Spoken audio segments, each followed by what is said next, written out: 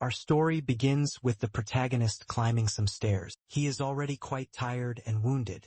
His feet are bleeding from so much effort, to the point where he has to use his hands to keep climbing. However, on the way, someone blocks his path.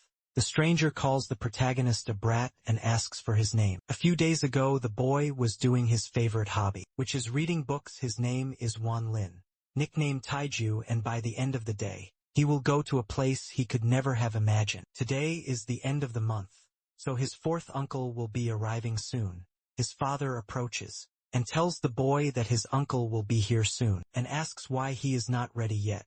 But the boy says he has everything prepared. The father tells the protagonist that he must be selected, and must not fail to meet his uncle's expectations. Taishu affirms that he knows this. His mother hands him some sweet potatoes to eat during the journey. Excited, the boy thanks her. Soon someone knocks on the door. Taishu goes to answer, already knowing who it is. Then he opens the gate and welcomes the visitor. His fourth uncle has finally arrived and is happy to see his nephew. A few days ago, the uncle had already made a visit and asked the boy's parents if they had heard of the Hangu school. They say yes, and that all the students there are saints. The uncle says that this year a new school is accepting disciples, and their clan is authorized to nominate 3 people, stating that he wants to give this opportunity to Taiju. His parents are surprised by this news. The uncle is determined to do this. Taiju is surprised by this information, seeming somewhat aloof to all of it. His uncle says that in Hangyu school there are many saints, and they are the most formidable beings under the sky. He also says that in half a month he will return to pick up the boy, and he must be ready by then. So the uncle fulfills his promise and returns to pick up his nephew. The whole family travels in a carriage. The boy's father says he doesn't know the best way to thank him for such a gesture. But the uncle says they are family and there's no need for such words. He also tells the boy that he must bring honor to his family. Suddenly, the carriage stops and the uncle realizes they have finally arrived. The boy looks outside and is surprised by what he sees, for there are many people in the surroundings. The people congratulate him and his family upon their arrival, saying that the fact that the family has one of the candidates makes him a fortunate boy, which makes even his parents a little embarrassed. Taiju realizes he has never seen his parents, so happy before someone approaches and calls out to Lao Er, the protagonist's father, and says, "It's been a long time since they last met." Asking how he has been, Lao calls the man big brother. The brother says that having Taiju as one of the candidates is a great stroke of luck. Seeing this, the fourth uncle isn't very pleased. From another carriage, someone steps out and says that even though Taiju is one of the candidates, that doesn't mean anything. What matters is whether or not he will be able to enter the school. Taiju asks who the boy who said that is, but his uncle tells him not to pay attention to what they're saying. Even his father warns the boy not to let the pressure get to him. The other boy's father says that his son spoke unpleasant words and hopes that Lao wasn't offended by them. Then he introduces his son, Wang Zhou, to everyone. Taiju is a little impressed. He asks if Wang Zhou is really a man, and such a question displeases him. Wang Zhou simply says that he won't lower himself to the point of arguing with the protagonist. Another person appears and says that with such rotten manners, he would indeed be in a bad mood. He also says that none of them have entered the school, and in a way their statuses are still the same. He introduces himself to the protagonist as Wang Zhou. Wang Zhou in turn says that they shouldn't place themselves in the same group as him. But Jia retorts by saying that the rival has a woman's face, leaving him irritated by this offense. In the middle of the argument, a light interrupts them. It is a mysterious being that lands at the scene, leaving everyone present impressed. The man simply stands as if nothing had happened and asks, which of them are the 3 candidates? Wang Jia and the protagonist introduce themselves lastly. The irritable Wang Zhou does as well. The man asks which of them is Wang Zhou. The boy's father promptly points to his son. Upon hearing this, the man says that Wang Zhou is certainly talented. No wonder Ning by Dao Su Shui Shu recommended him. The other 2 are surprised by the man's words. Wang Zhou says that naturally, those who are descendants of a saint will certainly be infinitely praised by the saint. Dao Su, the saint, in turn, looks at the others and says that they will soon bid farewell to their families. Both understand the saint's order. Wang Jia hears from Wang Zhou's father that when he enters a new school, he should learn from his son, to which he simply sighs in agreement. In turn, the protagonist's father calls for him and says that, if he isn't selected, he shouldn't forget to return home and not overburden himself. Tai-shu tells his father that he will certainly be selected. Soon after, he turns and follows the school saint. The Saint Dao-su then calls them. As they approach him, the boys realize that the ground starts to move, but they realize it's actually a magic carpet. Before departing, Taiju looks at his parents, and they also look at their son. Bidding farewell, the fourth uncle, in a colder manner, says that the boy must be chosen. Confident, Taiju states that he will definitely be selected. After arriving at the Hungyu sect, many students are already rejected. They realize that the spiritual power test is very rigorous. The protagonist, along with the other boys, is immediately shocked. Half of them have already been tested, but none have been selected yet. The master of the place calls them one by one to test them. Saint Dao-su recalls that it was the same for them when he entered the sect, always strict. It's Wang Zhou's turn to be tested.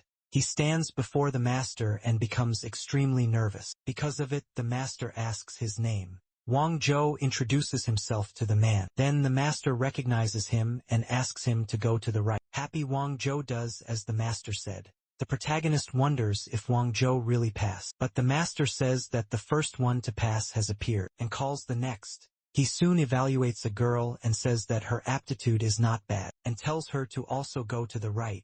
As she has passed, Wang Zhou feels embarrassed near her. The master calls the next Taiju, realizes that the second person has already been chosen. As soon as he's called, Wang Ye introduces himself to the saint and tries to flatter him, saying that he must be tired and that they could take a break. But the master says it's not necessary. Then he analyzes the boy and says that his aptitude is poor. But before concluding, Wang Ye interrupts him and shows a treasure that his father was unable to open after obtaining, and he now offers it as a gift to the master. But the old man doesn't intend to be bribed and tries to refuse. However, he looks more closely and notices that the item is a 300-year-old lingji. Looking at the small jade box, it must be sealed by a practitioner. Seeing that his plan is working, Wan Jia is pleased. Then the master corrects himself, saying that he still needs a Shaolin to help him invent Liandon. And seeing that the boy is intelligent, he asks if he's interested, and Wan Jia accepts. While some are angry, the protagonist is happy that the boy passed. The master tells him to stay to the right with the others. Frustrated, Wan Zhou thinks that he should just pretend not to know him. All the others who weren't selected start crying in sadness. With that, the master orders that all the cry babies be taken far away. Then the students in the area obey the leader's command and tie up the other newcomers. Immediately they are transported away. Next, the master calls the next candidate.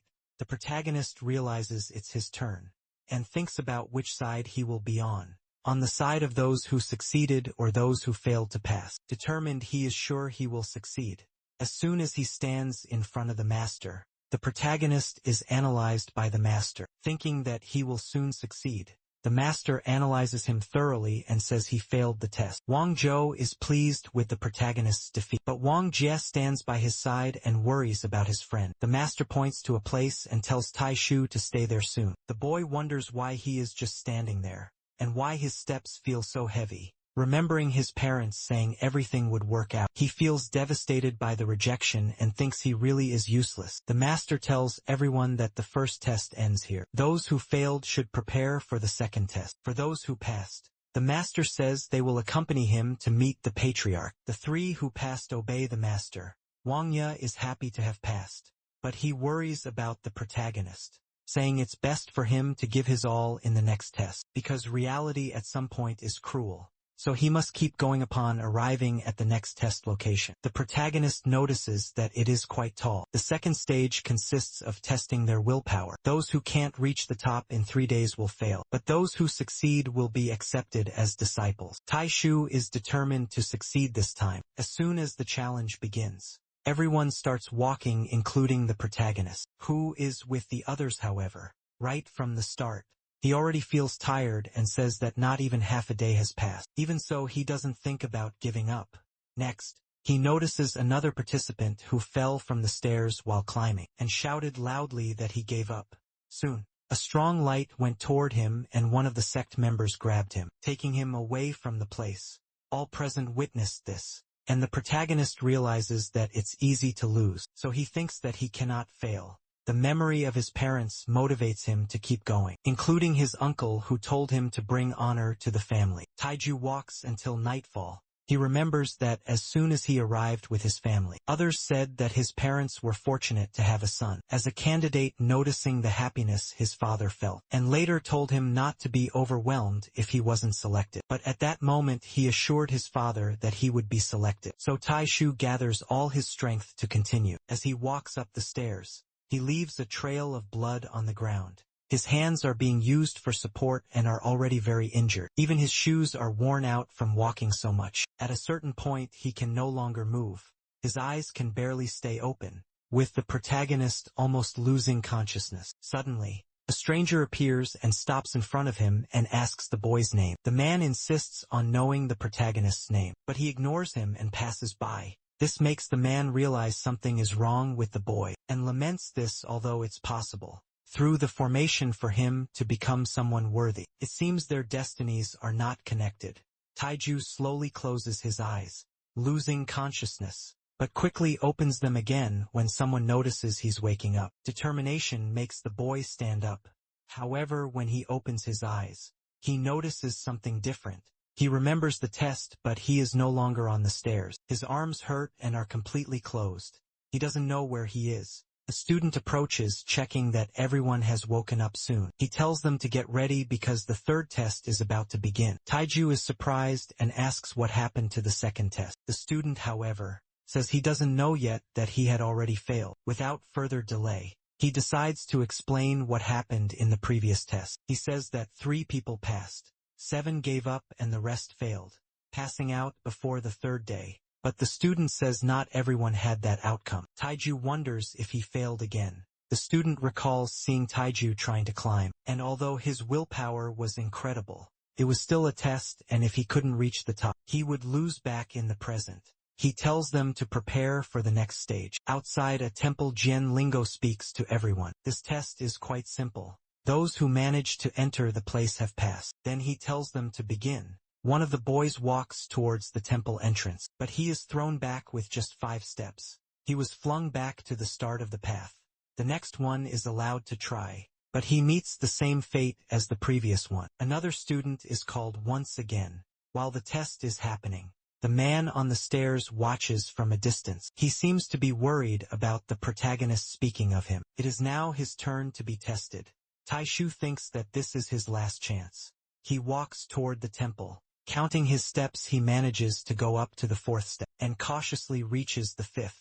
But he realizes that nothing happens soon. The student administering the test tells him to continue, so Taiju does, heading towards the objective. Everyone around notices that he could be the first to make it across if he continues like this. However, as he gets closer to the entrance, Taishu sees the light that had thrown the other participants away. Soon the student already calls for the next participant. Meanwhile, those who haven't taken the test yet say that the protagonist is nothing special. But Taishu hasn't given up yet and refuses to be thrown away. Everyone who witnesses this is shocked, and they wonder what kind of person Taishu is to have such strong willpower. The boy thinks this is his last chance and he can't simply give up now. Using all his strength, he tries to move forward. The older student notices that the chi ground has turned into sword chi, and tells the protagonist not to advance, as he might end up dying. Even he can no longer get any closer. Soon several sword chi head toward the protagonist. Some lightly graze his face,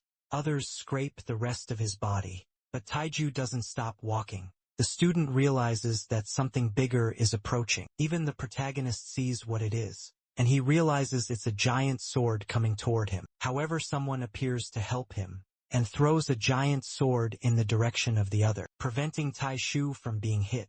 The first sword shatters completely. The older student is surprised by such an act, and the man from before appears, saying that it's still too early for the protagonist to die, and tells him to live well. Upon seeing the sword that blocked his path, Taiju doesn't quite understand what happened, and soon loses his strength, collapsing to the ground after some time. He wakes up and notices that his arm hurts more than before. Once again Taiju is bettered in, but when he looks around the room, he realizes he is at home. He leaves the room to see better where he is and sees the sky outside, wondering if he's in a dream.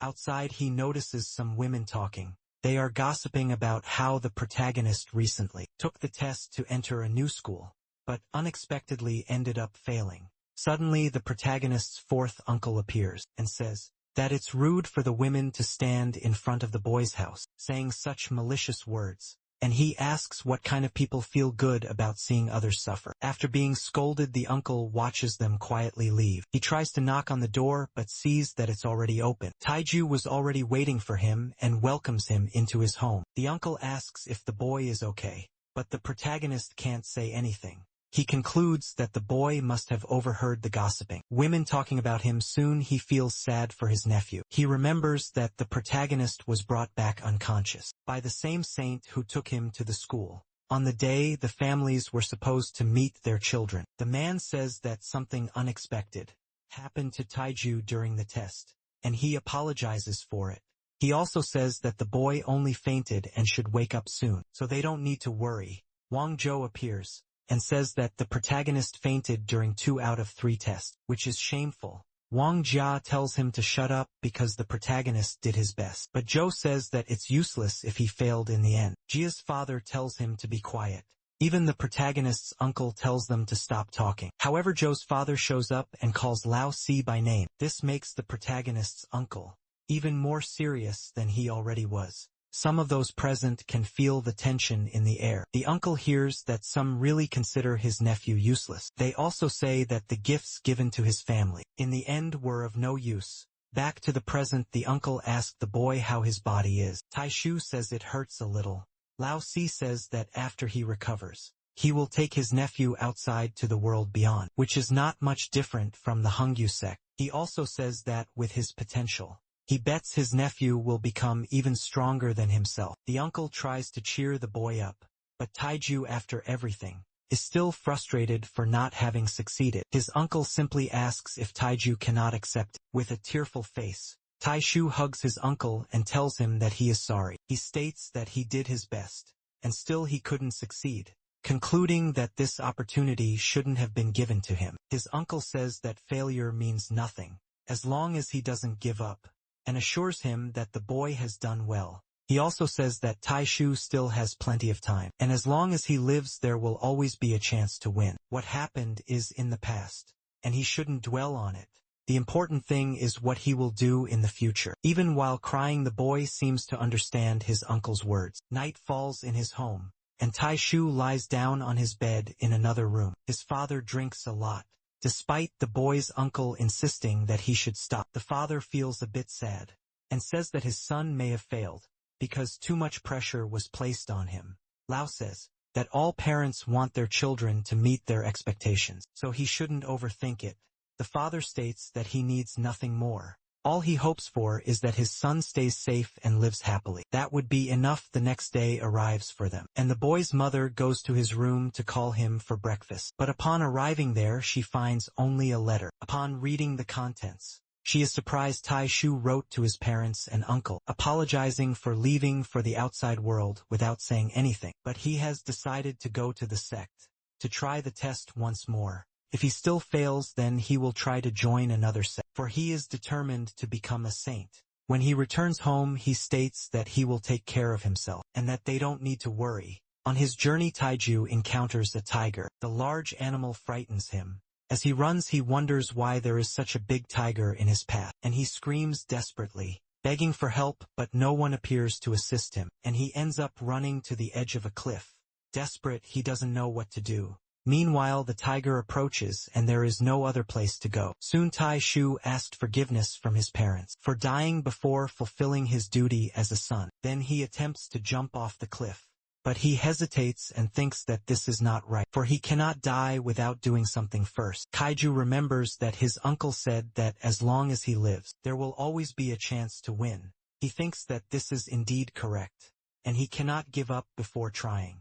After this reflection, he faces the tiger and waits until the animal gets closer. He stares at it with total focus. He points his staff toward the tiger. Soon the animal tries to attack him. However, it ends up being wounded by the protagonist's staff. Seeing that he managed to defeat the tiger, Taiju feels happy, but he quickly realizes what is happening. The force of the tiger's leap pushed him toward the cliff, and both of them fell. Taiju says that this cannot be happening and tries to calm himself, holding on to the tiger as the two fall from the edge of the cliff. For a brief moment, the staff that pierced the tiger interrupts their fall, but their weight breaks the staff and they fall into a cave. The descent is far from pleasant, and the impact when they hit the ground is painful. It isn't worse only because the tiger's body cushions the boy's fall. He is knocked unconscious after falling and remains there, still holding on to the dead animal. When he wakes up after the fall, the protagonist looks to the side and sees some skeletons of dead animals.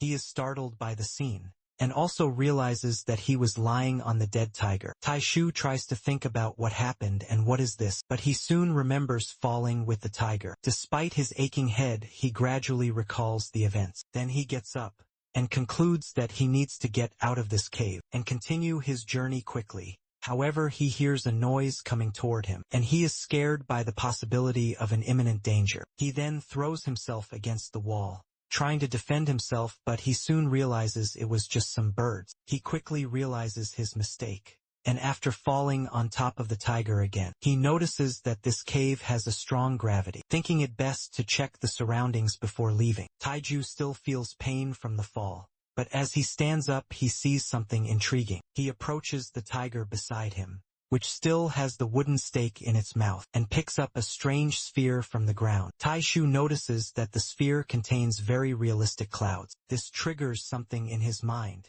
making him wonder if this is an animal's Niden, because he once heard that if an animal lives long enough, a treasure forms within its body. If someone eats the treasure, known as Niden, their power will increase. He then looks at the tiger, which seems to have lived for a long time. He thinks that if the item really is an item, it could be a positive turning point in his life. So if he eats the sphere, maybe he will be accepted into the set. After reaching this conclusion, Taiju tries to eat the sphere, but when he tries to bite it, he can't, so he throws it away, thinking it's just a useless stone. However, the sphere ends up falling into a hole. Soon it meets some water. The sound the stone makes shows the protagonist that there is water there. Kaiju goes to check and indeed finds water. He thinks that his luck is really changing. After that, he goes to the water and manages to drink some of it. The protagonist feels relieved after drinking, but notices that besides quenching his thirst, his body no longer hurts. Then he looks at his hands and feels a tingling sensation, as if insects were crawling inside him. He quickly starts removing his bandages. Beneath the rags his hands are no longer wounded. Though finding it strange, he rejoices in not being hurt anymore. He concludes that it must be due to the water he drank. Once again he goes to the water hole and plunges his arms into it. A feeling arises after this. The tingling from before returns, but he realizes it's because the wounds are healing. When he removes his arms from the water, he notices that both are completely healed. Taiju then says that this water must be magical. Then, without a second thought, he throws himself completely into it. Inside he feels happy that something good is finally happening. He notices that the tingling sensation is now all over his body, finding it a bit disgusting. But when he looks down he notices a shiny object. He goes towards the light to see what it is. However, when he grabs the item from the water, he realizes it's the stone from before. This triggers a realization in his mind that it might be the stone responsible. Taiju then places the sphere back into the water and realizes he was right.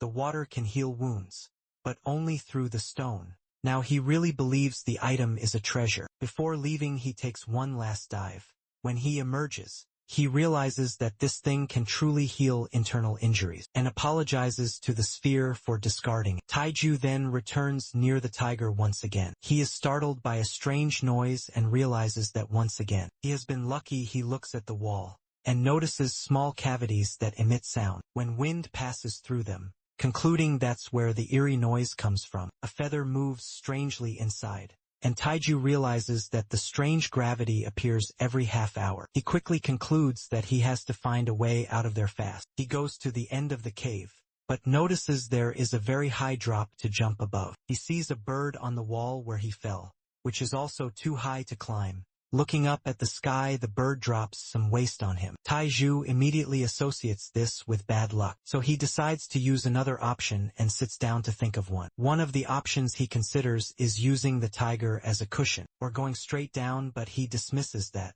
thinking he might fall and die. He feels a bit frustrated. However, an idea soon comes to his mind. Tai Shoes starts tying some cloths together to use them as a rope. He thinks that luckily he brought some extra clothes, but soon realizes they are not enough. He thinks, though, that he can only follow the ledge and descend. However, before going, he needs to take one more dive.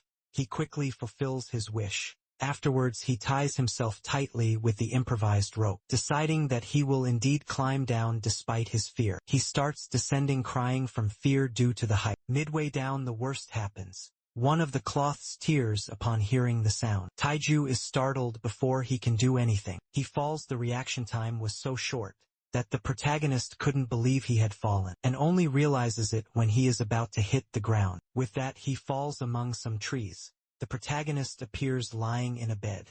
Meanwhile, he dreams about the moment he was falling through the trees. Lying down, he tosses and turns. Bothered by the dream, the trees around him cushion his fall, but they didn't stop him from hitting his head on the ground. After waking up, he is startled and realizes that he fainted again. Suddenly, a voice tells him to wake up at once. His mother asks if he feels any part of his body hurting, while his father says he really scared them. Seeing both of them, he asks what they are doing there. His father says that he still has the nerve to ask such a question, after running away without saying a word. And luckily his uncle went to the Hungi sect and asked about him. Taiju apologizes for the way he left. His mother asks why he tried to commit suicide, but the protagonist says there must have been a misunderstanding because he didn't do that. A sect member approaches and tells his parents that he would like to speak with the boy alone. If possible, the protagonist notices that he was called one shitty and feels confused, but the sect member is pleased to be able to speak with him. John Shu Shurong knows that the protagonist didn't try to kill himself because he saw the dead white tiger and the clothes he used to escape. Noticing that, in fact, the boy was fighting to survive, Taiju says yes, and asks why he didn't tell his parents about this, and why he called him by a different name. Sure Cheyenne congratulates the boy for entering the Hanyu clan. For his part, he doesn't understand what the man said. In another room, some sect members are talking, and one of them mentions causing a commotion over a useless person who attempted suicide. After talking about revenge, the man who saved the protagonist earlier says that his life was put at risk because of it, and if he leaves the clan, it would be disgraceful. Lizong, the elder, then asks what he suggests. Become a Jiming disciple, the man says, stating that if after a few years he is not capable of becoming a Shaoshan, they can judge him. The elder thinks for a moment about this and decides to accept the suggestion. The other, who does not agree with this, tries to argue with Lizong, but the elder says that's enough and that he has made his decision, so he should say no more. The savior is pleased with the decision. Taiju now knows everything, even though it doesn't sound great. At least listening is a good start, says the sect member. The protagonist agrees with him. With that, John Shu Cheyenne tells the boy to rest a bit before they register his name. Tai Shu thanks him for that, and he says there's no need to thank him as he didn't do anything. After that, the protagonist thinks that the road ahead will be difficult, but he is happy because he finally managed to enter the Hongyu sect. Upon arriving at the place, a member asked the protagonist if he is Wang Li, who returned as a disciple after attempting suicide. The protagonist doesn't like his attitude. The member also says that starting tomorrow morning, Taiju's job will be to carry water every day, and if he can't carry the jug, he won't be allowed to eat. He also shows him the clothes that the protagonist will have to wear. From now on, he concludes by saying that with his identification, the others will take him to his new home. Taiju leaves and outside sees another sect member, who says he must truly be cursed for showing the way to trash. Upon arriving at his quarters, Taiju thinks that the people here are really annoying. Then he feels an unpleasant aura near him, and soon sees that it's another member. Noticing that the man is worn out, he asks why that is, but no one responds and the man just lies down on his bed. The protagonist doesn't like this very much, and asks the man if he is okay. The man says he is hungry and Taishu offers him a sweet potato. As soon as he sees the sweet potato, he quickly gets up from the bed and grabs it fast. Kaiju tells him to take it easy as there's plenty more. The man thanks him and says he feels revived after eating. He then introduces himself as John Fu and asks the protagonist's name. Taeyong, he replies soon. Zhang says that he is the boy who entered after attempting suicide. But Taeyong gets upset as he knows that's not true. Zhang then apologizes and says it slipped out. Taiju says that he seems very tired and asks what happened. John replies that it has been 3 days since he last ate anything, and during that time he was chopping wood. He asks what the protagonist's task is. Taiju responds that he has to carry 10 large jars of water. Upon hearing this, John can't believe it. The protagonist asks what's so bad about his task. John asks if he thinks the jar is the same as the one he has at home. Taiju replies that he does, and John quickly corrects him, saying that the large water jars here are much bigger than what the protagonist knows. Taiju soon becomes angry because this task was assigned specifically to him. However, he refuses to give up. As soon as his task begins, he goes to a river to fill the jars. Taiju finds the place quite beautiful, but regrets not having time to appreciate the details. The boy climbs some steps holding the water bucket. Then he decides to rest for a while, feeling somewhat relieved from his pains. Soon someone appears and says they've met again. This startles the protagonist because he doesn't know who it is, but he soon sees that the voice belongs to a girl, who apologizes for scaring him. Taiju asks if they've met before. She replies that they have, but she was unconscious and perhaps he doesn't remember. The protagonist asks when that happened, as it seems he has fainted many times. The girl just hands him something. He takes it and thanks her. Soon he realizes it's a fruit. After that she says goodbye and leaves. Taishu tries to ask her to see him again, but he was so captivated that he couldn't. He then realizes he forgot to ask her name. However, when he looks, she's already far away. Taishu feels frustrated for having forgotten. He then stores the girl's gift, and with that, he notices he had also kept the tiger stone before using it. He makes sure no one is watching, and puts the sphere in the water bucket. Then he uses the water to wash his face, noticing that afterward he doesn't feel tired anymore. Quickly he thinks about using it to speed up his task. Now Taishu no longer feels afraid to keep working. The next day, while carrying out his task, he sees a gourd in the shape of a bottle. Soon he uses it to store water and drink when he feels tired. This strategy proves to be very useful, as Taishu quickly managed to finish, and in no time filled the 10 large jars of water. Afterward he returns to the stream and decides to bathe in it. The water there is quite comfortable, but out of nowhere he notices some bubbles coming from the water, and he wakes up in the middle of the night, realizing he had been dreaming. The situation becomes even more unpleasant when Taiju realizes he is pressed due to all the water he drank during the day. He sees his blanket soaked and wonders if he did this himself. However, he concludes that it wouldn't be possible. Looking at his roommates, he realizes something is wrong. A strong rain falls outside, and someone observing from afar asks why there is such strong ling qi in the Jimming disciples' dormitories. Taeyong wonders what is happening. When he looks at his roommate, he sees that he is in agony. The protagonist asks if Zhang is okay. Zhang's body is burning up and Taeyong wonders what to do, but soon he remembers the stone which might help. He then grabs the item. However, when he sees the stone, he notices something strange is happening with it. Taiju doesn't know what to do as the stone is emanating energy. Soon he decides to throw it far away, and he doesn't know what will happen next.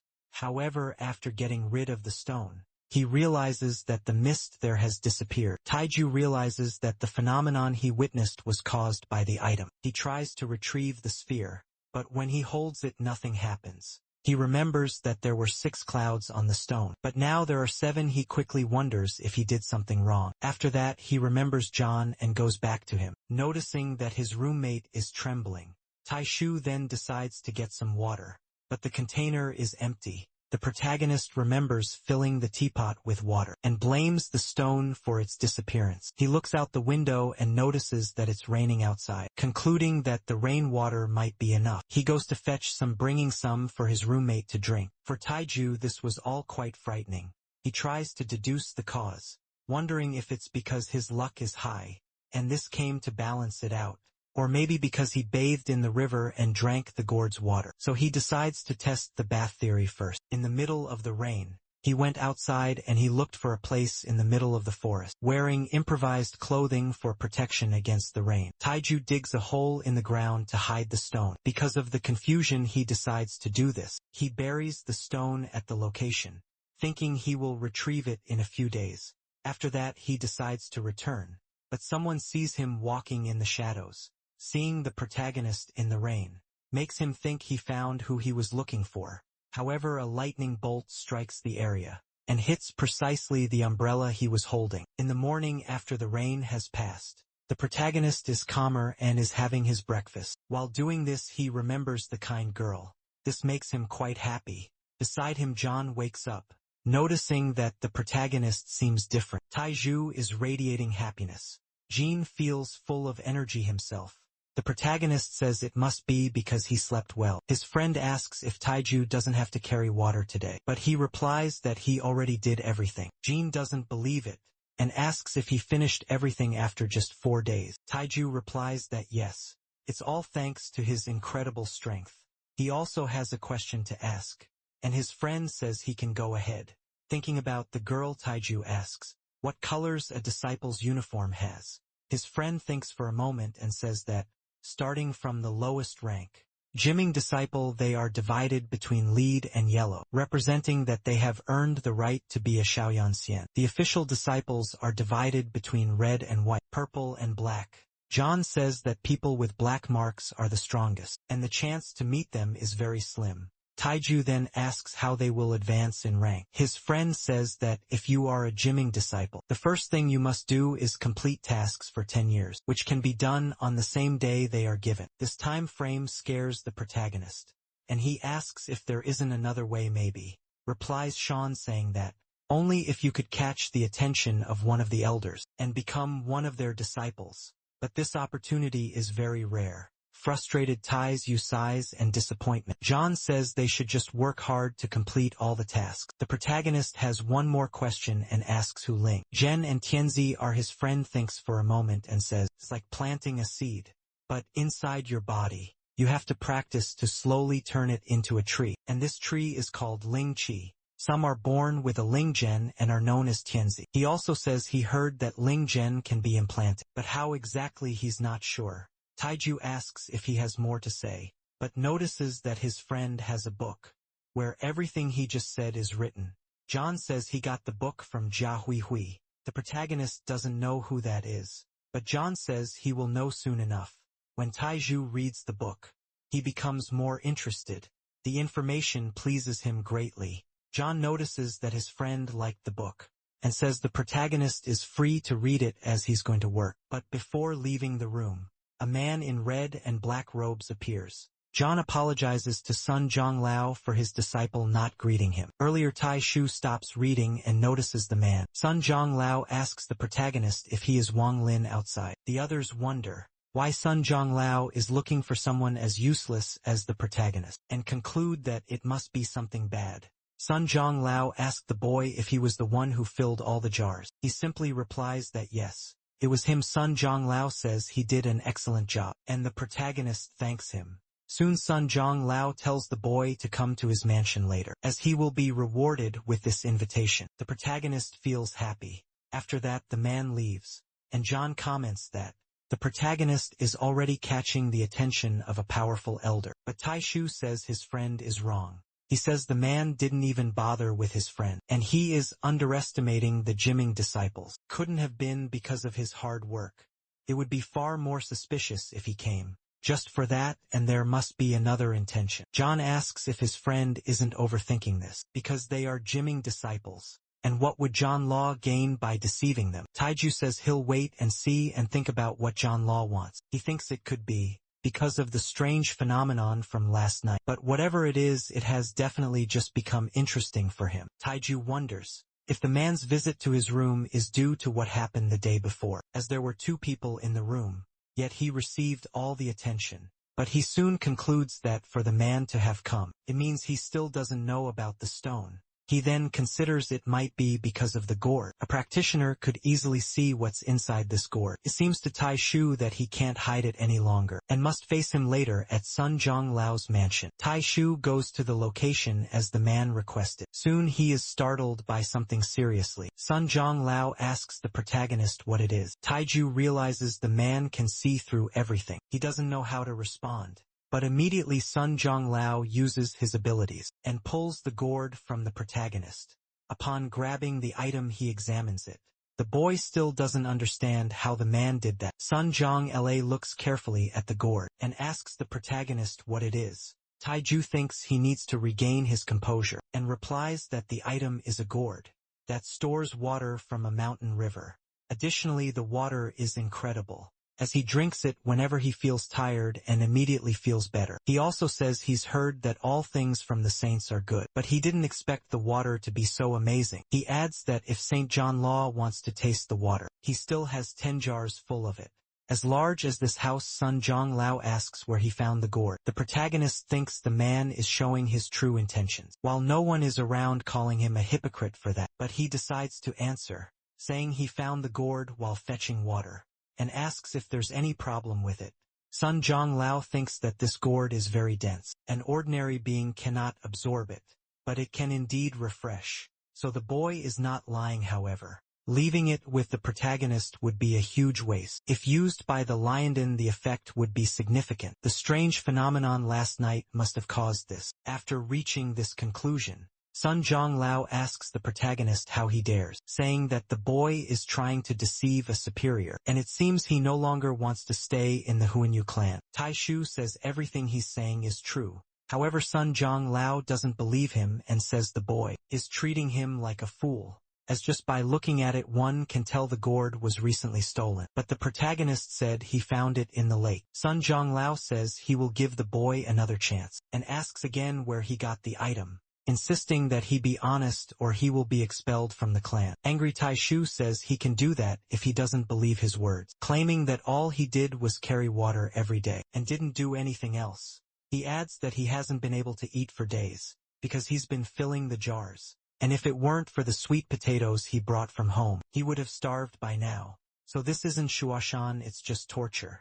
He concludes by saying, it was very difficult to bring this gourd from the lake, and if the man wants it so badly, why doesn't he just take it instead of insisting that he stole it? In his mind, Sun Jong Lao thinks he wants the item, but if he steals from a disciple and someone finds out, it would ruin his image also. Since the boy says nothing, this gourd is not unique, so he thinks it's best to resolve this situation, saying he misjudged the boy. He also says that not eating for days must have been hard. He claims he didn't know, but now that he does, he will take care of the protagonist, and he can leave the gourd there. Sun Jong Lao says he hasn't treated him badly, and asks if the boy would like to be his Tongzi. The protagonist says that Tongzi means servant, and if his parents find out, they won't like it with the refusal.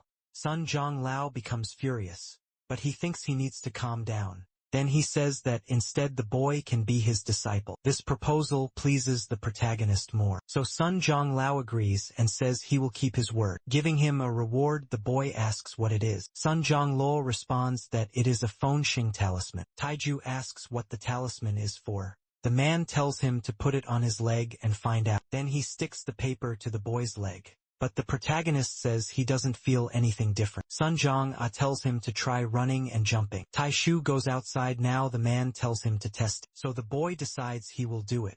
He then prepares to run, gaining momentum. He dashes forward quickly. His acceleration increased thanks to the item. Immediately he realizes that it really works. Then he performs a jump and manages to leap over a high wall. The happiness on his face is genuine. In contrast, the expression on Sun Jong Lao's face is not pleasant at all. Later in a forest, Zhang is doing his job of chopping wood. He hears the protagonist's story and understands why Sun Jong Lao called him to his house. He also says that he's been chopping wood for a long time and hasn't seen results, but the protagonist, just by filling 10 jars, has already become a disciple. Taiju says he's not sure if that's a good thing, but his friend says that obviously it's a good thing. After all, that's the reason everyone is there, to become an official disciple and start their journey to becoming a saint. The protagonist thinks about it for a while and remembers how his family motivated him to become a saint and make them proud. That's the real reason for the protagonist. He then understands this more clearly. Before leaving, he gives a bag to his friend John, asks what it is. Tai replies that it's sweet potatoes. Soon he says goodbye and leaves. His friend tells him to wait a bit before leaving. John tells him to do his best, and the protagonist says the same to him. Then Taiju says goodbye and tells him he'll be waiting for his friend. Later, in another place, The protagonist is happy to have finally gotten his own house. He then looks at an item he received half an hour ago. Sun Zhonglao said that the bag is for keeping important things, and that inside it is what he'll need. Also mentioning that his house is to the east. In the present moment, Taiju decides to open the bag to check its contents. But when he does, he's surprised as he wonders how such a small bag can hold so many things. Among everything, one specific item catches his attention. A book that seems to be important. Its title is Ning Kiel Sanpian. Thus the protagonist concludes that the path to becoming a saint has finally arrived. In another moment, the protagonist is using his abilities to control stones. His expression is one of dissatisfaction. He is facing a villain who is holding hostage the girl he likes. Taishu tries to intimidate the villain and demands that he release the girl, but the villain mocks him, pointing out that he doesn't even know her name, and yet he's still trying to save her. Furious, Taiju yells at the villain to release the girl, however in a cruel manner. The villain only laughs at the protagonist, saying afterward that if Taiju has what he needs, he should hurry up to save her. With that, the protagonist uses all his strength to fight him. However, with his hands raised to the sky, he wakes up and realizes it was just a dream. Even though it was very realistic, none of it actually happened. Taiju attributes it to luck, as he didn't have to go through it in reality. This makes him a bit happy. Then he gets up for another day and puts on his new clothes. Now he's wearing the colors of an apprentice, and still can't believe he's really become an official disciple. Ready for another day, he decides to start his studies and picks up the book his master gave him. The protagonist sits in a meditation pose. With that, he breathes in and out, chanting his mantra, so he can learn more about the path to Tuna and Ichang Sanduan. Ichang is the moment of inhalation.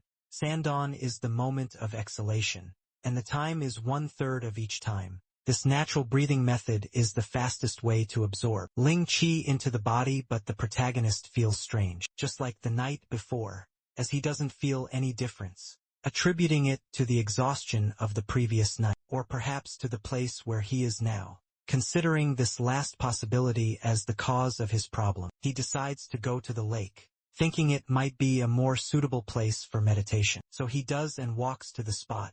On the way, he smells a pleasant scent, and notices that it's coming from the plants his master planted. Wondering if this helps with meditation, since they were planted by a saint, Kaiju decides to try meditating there. With that, he sits down in the place and focuses to begin. Soon he enters his meditative state. Then he is overcome by a feeling, and wonders if it's his body absorbing Ling Qi. But he feels as if there is an insect crawling inside his body. However, his meditation exercise is interrupted. His master appears, calling him insolent. He observes the master at the place, and remembers that he looks very similar to the villain from his dream. Sun Zhonglao asks who gave him permission to meditate there. He also asks if all these precious herbs died after the boy absorbed their Ling Qi. Would he be able to take responsibility? The protagonist says he didn't know, and tries to apologize to the master. Sun Zhonglao says that even so, the boy is not allowed there. If he brings another gourd to the master, he will be given another low-level lyncher to use. With this, the protagonist becomes happier. The master still states that if he brings another gourd, he will give him a low-level lingshire. Taiju says he was actually heading toward the lake, and if he's lucky, he might find another gourd. His master tells him to hurry. After that, the protagonist heads toward the lake. On the way, he whistles a tune and the sound echoes through the trees. But without realizing it, he is being followed. His master stays hidden in the trees, watching him from afar, thinking the boy is hiding something he needs to know to get the gourd. The boy, meanwhile, seems lost. His master notices something is wrong and thinks the boy is wasting his time. Taiju decides to head back. However, when he looks at the ground, he notices there are more footprints than there should be, and concludes that his master is indeed spying on him. Taiju thinks that his master wants to play a game, so he decides that he will play along. Shortly after, he arrives at the lake, and comments that the air there is so calm and perfect for meditation. He then assumes a meditation posture. From afar, his master observes him and sees that the boy is still waiting. He concludes that he will give him some time. At noon, the boy finishes, and as he thought, it's not the same as meditating in the herb garden, but it works here too. He stands up and realizes that he has improved a bit, but his feet are numb from staying in the same position for so long. Sun Jong-ho had been watching him the entire time, and thinks it was inevitable for his legs to become numb from sitting there so long. Then he notices that the boy is heading toward the woods, and decides to follow him, but realizes that his own legs are also numb. The protagonist walks calmly through the forest. When he comes across something of interest, he sees a tree full of pumpkins, and finds one that could serve as a gourd. Not far away, Sun Jong-lao sees that the boy indeed took a pumpkin from the tree. After that, the boy returns home, and tells his master that he couldn't find any gourds, but he was quite lucky, because he found many of them while walking around the mountain. Taishu hands the one he found to the master and asks what he thinks, as this one seems better than the last. Sun Jong-lao says that what he needs is not in this gourd, but in a gourd with Ling Chi. The boy asks what's wrong with the gourd he brought, but irritated the master doesn't answer. He thinks the boy made him waste his entire day, as he followed him around, and in the end made him look like a fool, because he came back with just some pumpkins. The protagonist asked the master what Ling Chi is, as all he heard was that the master wanted a gourd, and that he would be rewarded with a lyncher. Sun Jong-lao thinks that only after reaching the first level of Qixing will the boy be able to sense the Lin Qi of heaven and earth. He wonders whether the boy is being truthful or not. In any case, he keeps his word and gives the boy the Ling Shui he promised. He tells him to hurry up and advance his Shaolin to the first Qi. Xing, now that the boy can go, he thanks the master and leaves the place. Sun Jong-lao doesn't care if the boy is an idiot or not, as long as he doesn't honestly hand over the gourd that he so desires. He personally says that he will take care of the protagonist, and as soon as he reaches the first level, he will make him taste the Sohun Shu. Sohun Shu is a simple holy method, but because of this it has some restrictions. It cannot be used by a common being before the pill production phase, so there will be another side effect. Besides being very flexible, after taking Sohun, most die and their souls scatter. The best result is that someone becomes a fool for the rest of their life. However, this restriction does not apply to the practitioner, but it can only be used a maximum of 3 times in a lifetime, and each use will cause both progress and regression. While the protagonist was meditating peacefully, the master prepared one of those medicines and gave it to him to drink. Taishu asks what it is. The master says it's a medicine to help him meditate, and it will help him reach the first level faster. Hearing this makes the protagonist excited. He then drinks the medicine. Right after he feels a reaction in his body, he feels a strong burning sensation in his chest and asks the master what is happening. As soon as he finishes speaking, the master extends his hand and places it directly where the boy said he felt the pain. Kaiju doesn't understand what is happening, but the master says he will help him absorb it. He instructs the boy to stop talking and start focusing, so the protagonist does, obeying his master. Sun Jong-lao thinks he has made a big investment in him, and now he wants the boy to repay him in the future. Both focus together after all. However, the boy feels something strange. His master tells him to concentrate, as there is still no trace of Ling Qi entering his body. Taiju says he has been trying to improve his focus, but nothing seems to be happening. Because of this, his master calls him incompetent. He then moves away from the boy and asks if he's alright now, but the protagonist shows no reaction. Soon Sun Jong-lao calls him useless trash. Taiju watches his master leave the room. He's still tired from the exercise. After the master leaves, he lies down to rest, and thinks that pretending to concentrate is certainly exhausting. But for now he knows for sure that the old man is plotting something. The protagonist wonders why the master is so eager for him to reach the first level, so quickly saying that he won't let the master do things his own way. After this, Taiju leaves, and outside the master's house, he says he's going to the river to circulate his chi, and see if he can make any progress. The master hears what he says, and it piques his curiosity. Sun Jong-lao thinks that he has trained the boy for an entire month, giving him the best medicine he has. Yet the boy still has no results. Night falls, and with it comes a heavy rain accompanied by thunder. Inside the house, the master thinks he tries to guess the mysteries that surround his disciple's mind, and he thinks that even if he poured the water from the source into the garden now, there wouldn't be any Lin Qi left. It seems that this gourd is ordinary by nature, but due to some strange event,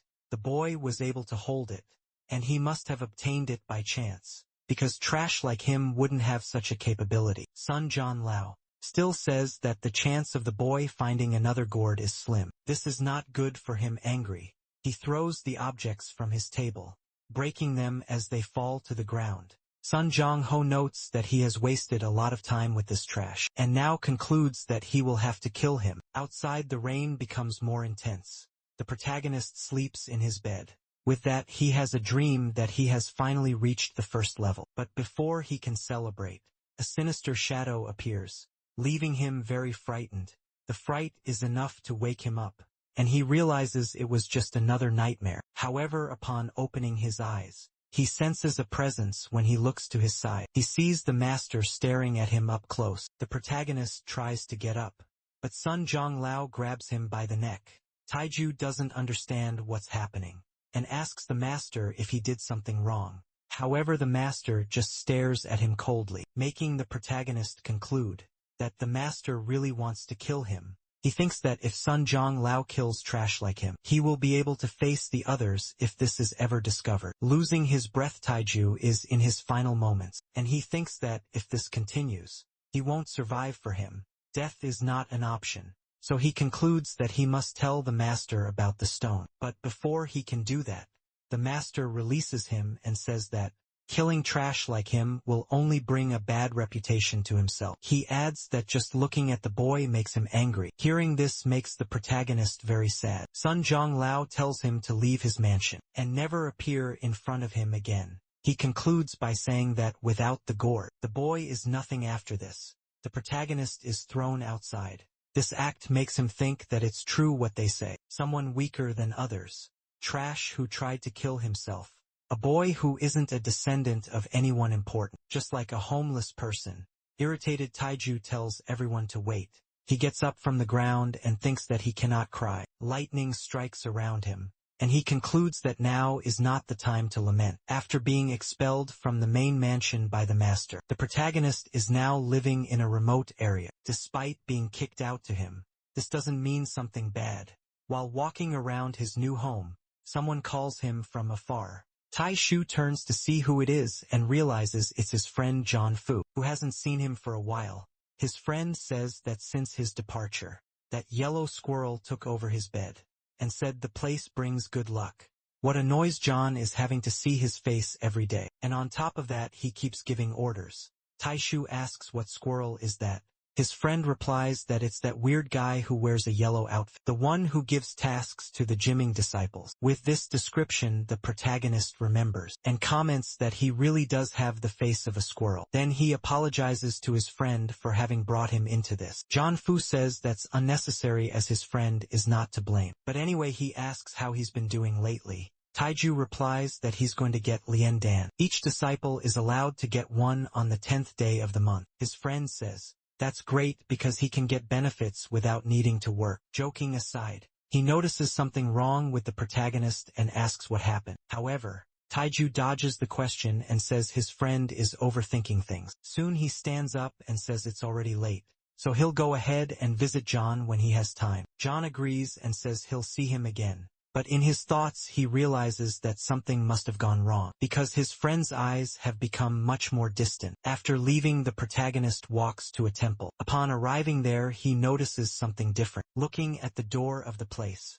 he sees several shoes at the entrance, and removes his own before entering. Now barefoot he enters the place, and hears someone say to Zhou Shuji that his master made him stay isolated for 3 months in Shaoyan to reach the first level, but all he could think about was the girl, so he couldn't stay focused. But last night he finally reached the first level. The boy says he tried really hard last night to pick some flowers, because he thought they were beautiful, and asks if the girl liked them. As he approaches, the protagonist recognizes Wang Zhou, but upon hearing the girl's voice, he realizes he's heard it before, and remembers the day he met her while carrying water. He looks at her face, still incredulous because he didn't expect to find her there. However, when he saw her, there were no more doubts. Zhou Shiji says that the flower he received is definitely a ming. Rich young, they can be found everywhere on the mountain. So how can he say he worked hard? Caught in the lie, Wang Zhou feels embarrassed. Soon he notices the protagonist is there. Wang Zhou asks if he shouldn't be at home with his father, becoming a craftsman instead of being there. However, the protagonist completely ignores him. The girl asks Wang Zhou if they know each other, as she says the protagonist is famous in the Hangul sect. But Wang Zhou didn't know that. One of the students says he couldn't know that, since he was isolated for several months. He also says that the protagonist joined the sect after attempting suicide, and through his smooth talking, he was able to become Sun Shushu's disciple, thus making his story known throughout the sect. Now that he knows, Wang Zhou comments that it's shameful, but the girl says they've gone too far. Wang Zhou tells the protagonist that it's not because he knows him, but that pretty words are dirty, and he's intrigued by the way he managed to enter the sect, stating that with his talent, he will never be able to reach the first level in his lifetime. Irritated, the protagonist says that his affairs are none of anyone's concern, but the meddler seems pleased to have angered him. The girl in turn says that its true talent is important, but besides that it takes perseverance. Then anything can happen. Su Xian is by nature against the will of God. Wang Zhou is surprised that the girl defended the protagonist, and soon gets irritated by this and looks down on the protagonist, saying it would be better for everyone if the protagonist returned to his useless, precious father and became a craftsman. Upon hearing this, Taiju becomes very angry, and he simply tells Wang Zhou to apologize. Wang Zhou pretends not to understand, but the protagonist insists that he apologize. However, Wang Zhou says he did nothing wrong, stating that he heard from his father that the protagonist's father is good with words. He also tells the protagonist that his father isn't the only one who wants to divide the property. Wang Zhou claims that even so his father was insulted in every possible way. Fortunately, the other relatives were strong and helped his father get his properties back. He further states that calling the protagonist useless is still being kind. Before saying more insults, Taishu completely loses his temper and moves to attack the spoiled boy. Seeing that he's about to be punched, Wang Zhou becomes scared, and Taishu tells him it's better to shut his mouth. Then he punches the spoiled boy hard. Zhou Shuji is shocked, because she had never seen this aggressive side of the protagonist. The others are also startled, and Wang Zhou's face feels hot after being hit. The protagonist says that Wang Zhou's father was unfair to his family, joining with other relatives to steal their properties, leaving his family with nothing, and besides insulting his father. Wang Zhou is also telling a bunch of lies, but Wang Zhou says he's not a liar. He adds that like father like son. Then outraged he tries to fight back. The protagonist didn't expect this and gets punched as well. Seeing the fight, the other students try to separate them, saying that it's enough. The girl tells the protagonist that he needs to stop, as he might end up getting expelled from the sect. The older student also tries to calm Wang Zhou down. After this commotion, someone approaches where the students are and asks what's happening there to cause so much noise. When the protagonist sees who appeared, he is surprised. Wang Zhou is also quite shocked. The person approaching looks at the others. He asks what is going on, and quickly the protagonist recognizes Wan Hao. Wang Zhou also recognizes him and isn't pleased at all. Hao says the Lianduan is not ready yet, so they must wait, as he will call them one by one. Each time the master finishes mixing the Lianduan, his presence doesn't please Wang Zhou at all, and Hao notices his dissatisfaction, saying that the annoying Wang Zhou is there. But as soon as he sees the protagonist, he is happy to have met him again. Taiju is also happy to see him. Quickly Hao jumps toward him and pulls him aside. He asks what happened to the protagonist's face, even though he's still furious looking at Wang Zhou. He says it's nothing. Wang Zhou asks what the protagonist is looking at, and if he wants another fight.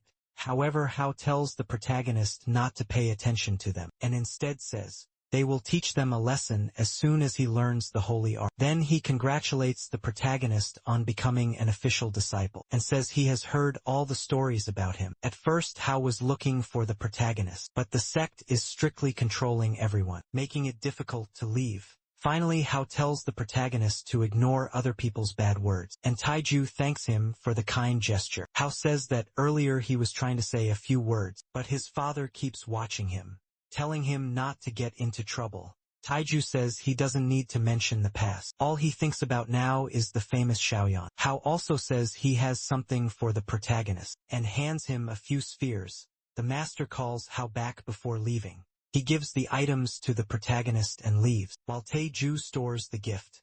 Wang-jo watches with envy. He didn't like seeing Hao again at all. Next, he goes up to the protagonist and says he will remember that punch, but Tae-ju doesn't back down, saying that he better remember it.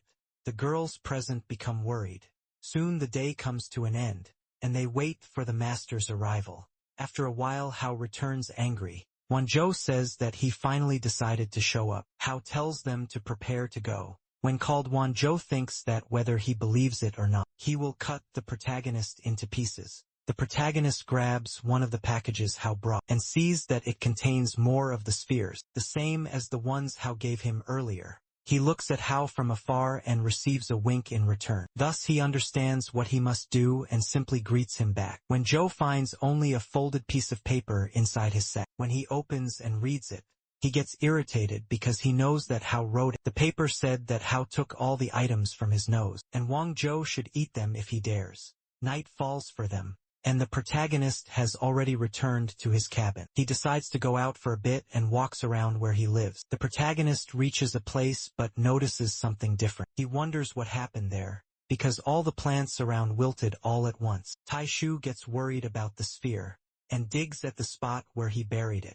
When he finds the item, he sighs in relief that it's still there. Then he takes the sphere again, but he has a strange feeling as if he's being watched from afar. Frightened, he tries to look around, trying to spot something, and wonders if he saw or heard an illusion. However, he decides that it doesn't matter now and runs away from the place. Back at his cabin, the protagonist examines the sphere and wonders if this could be the cause of that phenomenon. Upon checking more closely, he sees that there are more clouds at the top of the sphere. Kaiju remembers there were fewer clouds the last time. He thinks that just like that night, the sphere produces more clouds. But now there's no more space at the top for any clouds. This might create a different effect if he perhaps submerges it in water, and he wonders if this is the final form of the pearl. The protagonist then decides to test this theory, and fills a bucket with water, placing the pearl inside, but after drinking, he realizes it tastes like mud because he forgot to wash. After drinking, he feels a little warm and no longer tired, but aside from that, nothing seems different.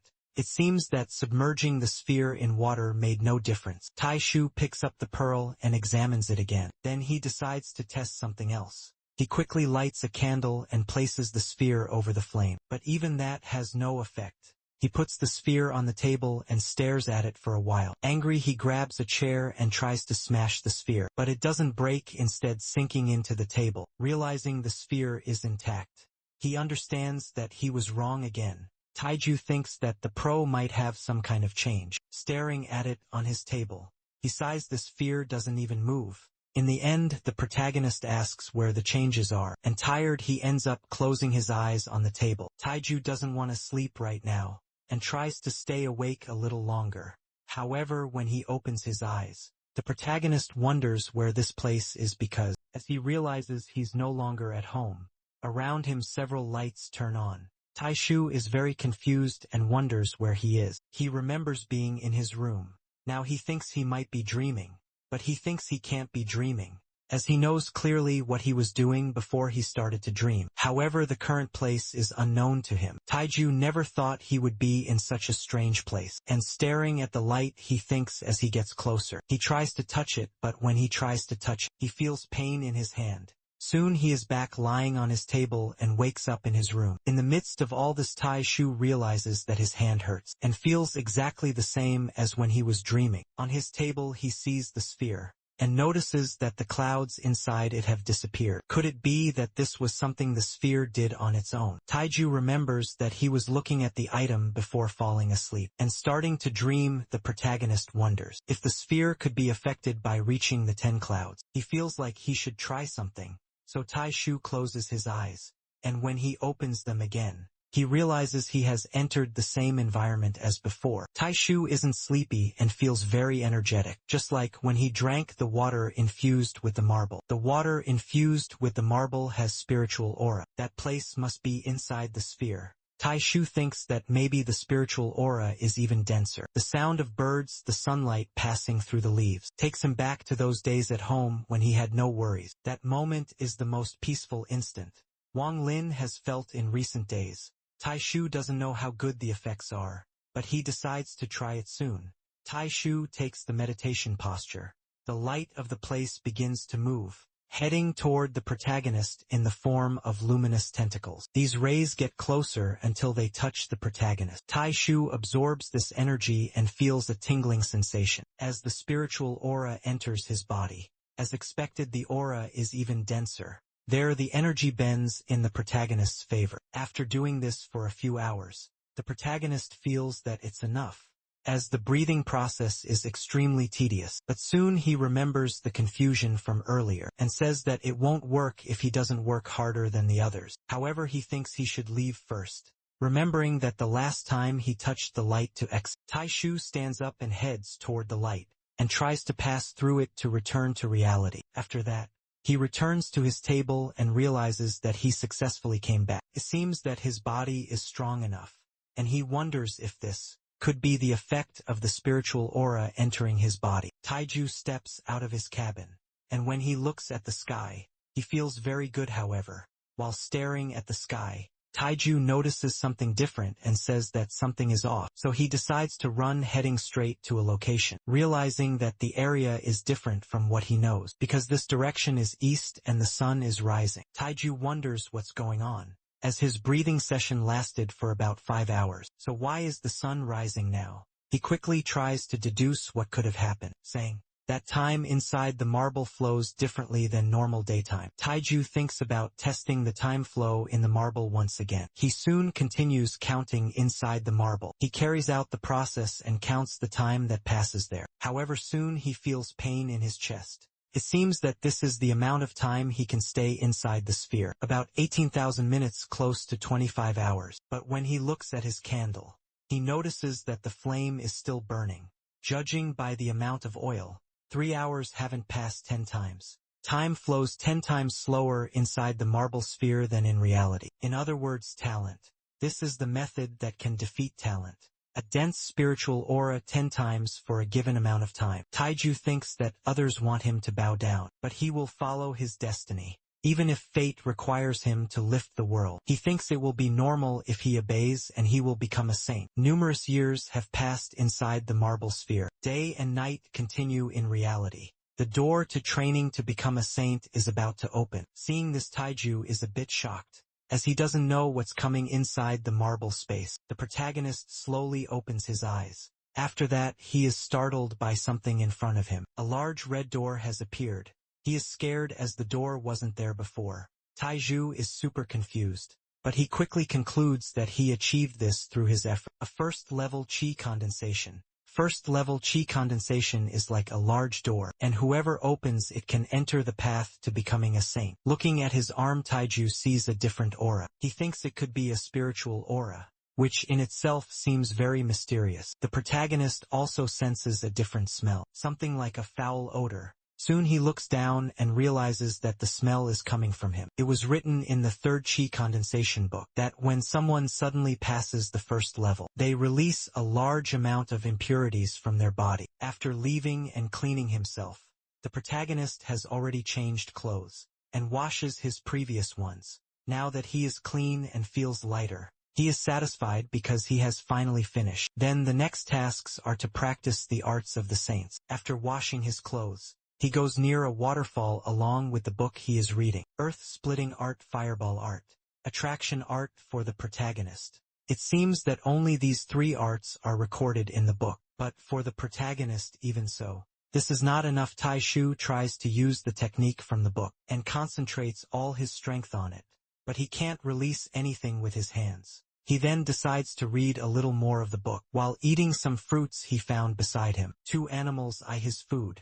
Taiju notices the 2 and decides to give them some of his food. Afterward, Taishu focuses on a stone and tries the earth-splitting art first. With his hand on the stone, Taishu concentrates the spiritual power in the palm of his hand, feeling something different inside him. The protagonist tries to strike the stone, and after raising his hand, he notices that the stone cracked where he focused. Taiju is super happy with this, because he finally managed to use the saintly arts. Although he thinks this technique doesn't seem very useful, but it can still be used to deceive normal people. Turning the page in the book, Taiju decides to try the next technique. The fireball art, such a technique seems incredible to him. The spiritual aura known as the Gavin. The protagonist concentrates and commands the energy to come out. Although his fingers emit energy, nothing happens after he exerts himself. Soon he tries again and focuses on the spiritual aura. Once again he shouts for the energy to come out. However, he is unable to use such a technique and becomes extremely tired after practicing, thinking that he still lacks talent. To him, it seems like he can't practice this technique. The use of spiritual aura in it is much greater, but luckily he still has the gourd. Only after reaching the first level did he realize there is a dense, spiritual healing property in that water. It's no surprise that the old man wanted it so much. The next technique is the last one.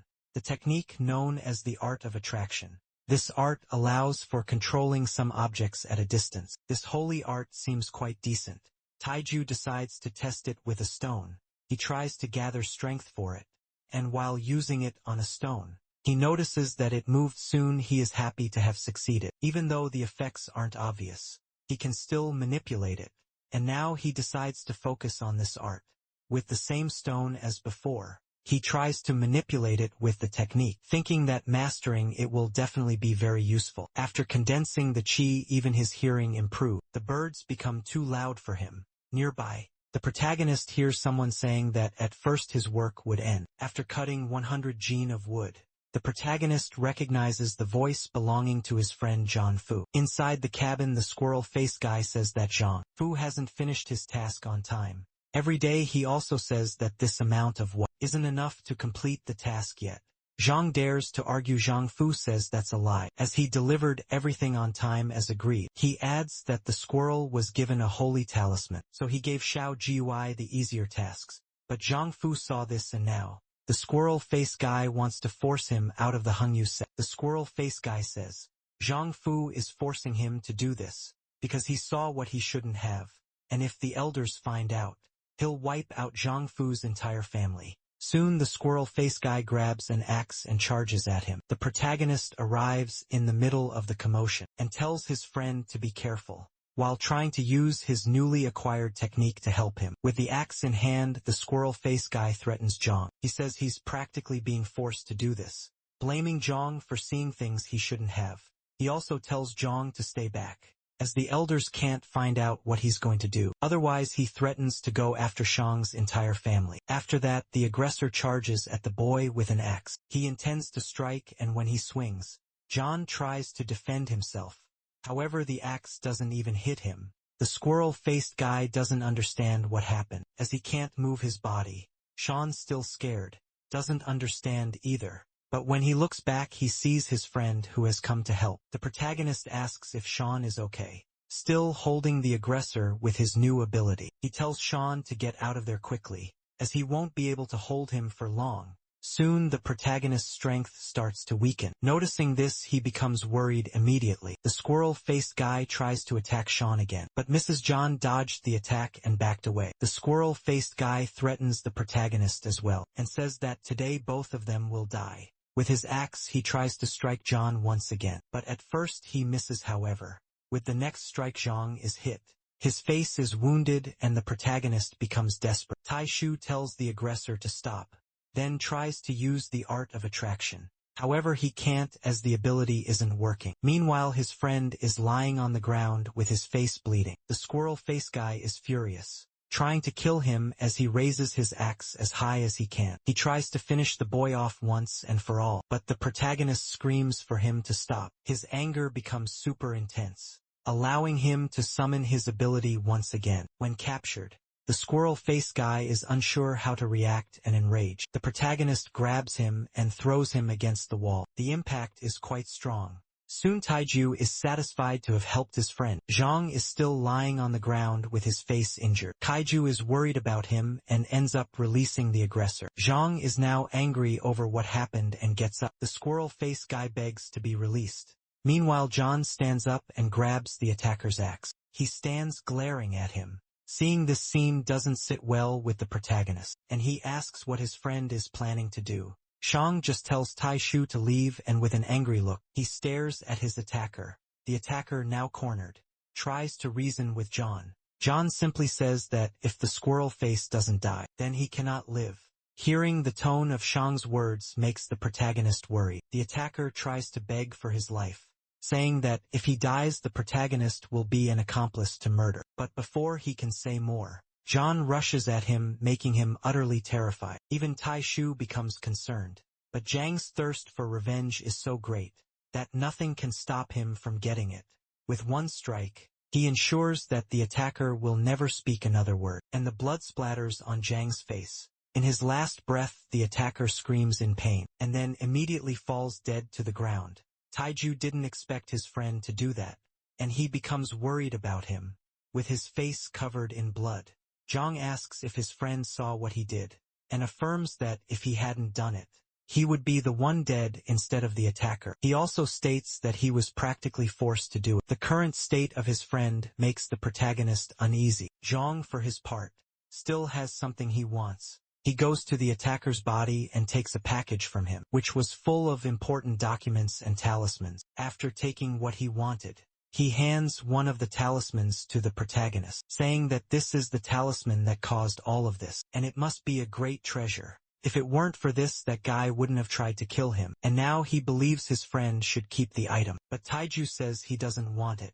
Seeing that his friend is shaken, John says that it was Tai Shu who saved him this time, and he should remember this kind act in his heart. After so many years in the sect, Tai Shu is his only friend. He also says that he doesn't want to lose such a valuable friendship, and if the protagonist still wants his friendship, he should accept the talisman as a gift. Tai Shu tells his friend that he shouldn't blame himself for others' mistakes, but John doesn't want to talk about it anymore. He says that if the sect investigates, they will only find him suggesting that Taiju should leave quickly. After that, Zhang says goodbye to his friend before leaving the place. Taiju cleans up the blood. Then he takes the body far away and disposes of it, without anyone noticing, calling the attacker weak, saying that this is an appropriate end for him, because anyone can take their lives, and they won't be able to defend themselves. In this world, death is just the result that all the weak will face. Taiju doesn't want to meet the same fate, because he will become a stronger saint than anyone. Determined, he practices his techniques just like he used the stone before, for the same goal. His focus and current objective are clearer than ever. Elsewhere, a student says that a Jimmy disciple has disappeared. The master knows that one is dead, and it seems there was a private fight between them. After killing the other, the disciple became afraid of punishment and fled. The student confirms this, saying that based on the initial analysis, the one who died was the disciple in yellow robes, found at the bottom of a cliff, while the one who disappeared wore blue. With that, the master says that such a person is despicable even after death, and the students should forget about it, because they have more important things to worry about. A few months after these events, the protagonist, even under the snow, doesn't stop practicing his skills. They have evolved to the point where he can already control them better. He even uses them to turn snow into water, and he is now able to control the art of attraction. But it only works on small objects, perhaps because his condensed chi is still at the first level. For a moment he remembers when he saved his friend, and wonders what really happened that night. But before thinking too much about it, his other friend appears, and Wang Hao greets him. Hao says that he spent a lot of time getting there, and asks why the protagonist is living in such a remote area. He also says that Tai Shu hasn't gone to the pill room to get his medicine in a while, and gives him a supply that he saved. Taiju thanks him for the gift. Hao asks if he's heard about the trade fair. The protagonist isn't sure, but he thinks he has. Hao tells him that there will be a private trading fair for disciples within the sect today, and he heard they can acquire various items, asking if Taiju is interested. Such a description piques Taiju's interest, and he says that maybe he can obtain the formula. He needs to condense his chi to the second level, or even higher soon. He agrees to go to the location, and Hao offers to accompany him. The two head straight to the fair, and on the way, the protagonist notices something different. Hao explains that what he just ate is known as the huaxing pill. After eating it, A layer of black mist covers his entire body. He adds that he managed to grab it when he was in the pill room. Others would need to use 2000 wind walk talismans. Taiju comments that this way others won't be able to recognize how, and he can stop worrying and trade whatever he wants. The protagonist then thanks and compliments Hao, who enjoys being flattered. Shortly after they arrive at the location, and it seems that it hasn't started yet.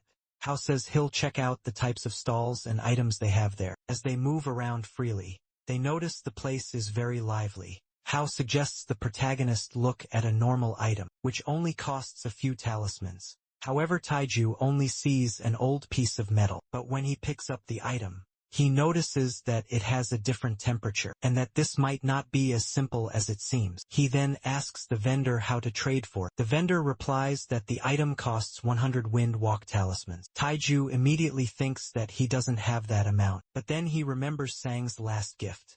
After pulling out the talisman package, he asks if this amount is enough. The vendor confirms that it is and quickly makes the trade. Afterward, a loud alert is sounded, announcing to everyone present that the auction has started. The two friends get excited about it. However, from above, someone is watching them closely. The auctioneer announces that those with items to auction should come forward. One of the attendees starts with a flying sword, saying it costs 500 talismans. Someone from the crowd accepts the trade, and the auctioneer calls the next person. A man announces a single Zio Hap Hill and says, those interested in trading should name their price. Several attendees make high offers. Tai Shu realizes that this item is really coveted. Another bidder offers an inferior jade talisman, a flying sword, 10 spirit seize pills, and 500 talismans. Hao also makes a bid of 230 spirit seize pills and says, that's his limit if it goes higher than that. He won't trade. The auctioneer merely laughs at his offer, and thinks that the trade is unfair, saying he won't make the trade for less than 2,000. Duo Ling Dan, the protagonist, thinks that this tone sounds familiar. The auctioneer then says, no one will accept the trade, and calls the next person. Taiju, in turn, presents his gourd and says that a single drop of the mysterious liquid inside is better than a dueling, and there are about 100 drops in it. He also says he would trade this for the formula to condense chi to the second level, or higher after that. He opens the gourd and everyone present is astonished. One person proposes to trade for a second to fourth level formula, but that's too little for the protagonist. Another offers a formula for the second to sixth level. However, the protagonist is direct, saying that he wants a formula from the third to the 10th level. Hao warns him that such a request could cause problems, because among the disciples, even the strongest can only condense up to the 6th level, and as for the formula he wants, only a few masters possess it.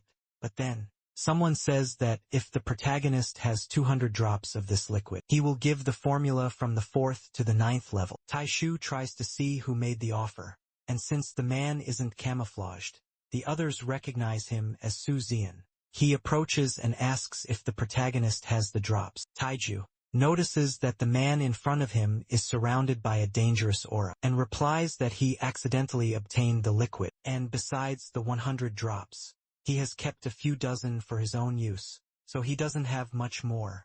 After saying this, he waits for the bidder's reaction, and Shu Xiong says, that's great, and hands over the promised formula, demanding the liquid that the protagonist possesses. Tai Shu places the containers on the ground, and while staring at the buyer, he throws the items in his direction. Sure Xian catches the 2 flasks, and says that if the protagonist is able to obtain that liquid again, he can find him at the bottom of the mountain.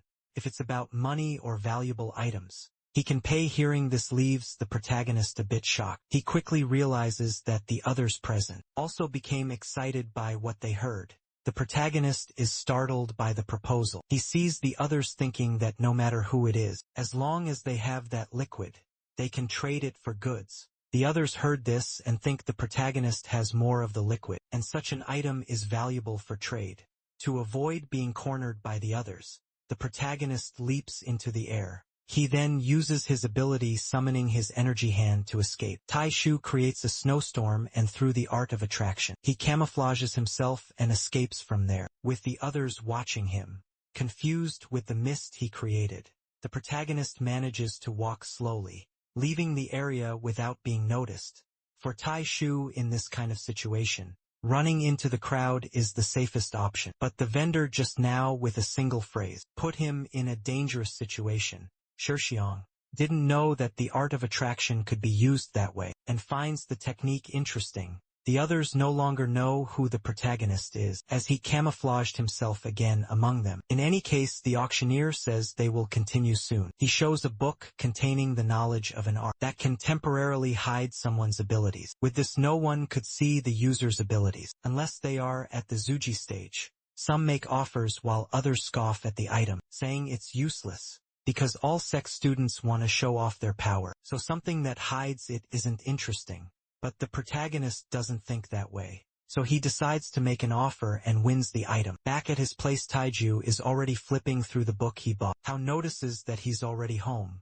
Strategically, Taiju hides his book and tells his friend that he just got back. Hao asks if he managed to get any items, but the protagonist wants to be cautious and says no. Taiju returns the question. Hao says that he really had bad luck, because he thought he could trade for a Zhao Huadan, but didn't expect someone to ask for 2,000 in return, which made him frustrated.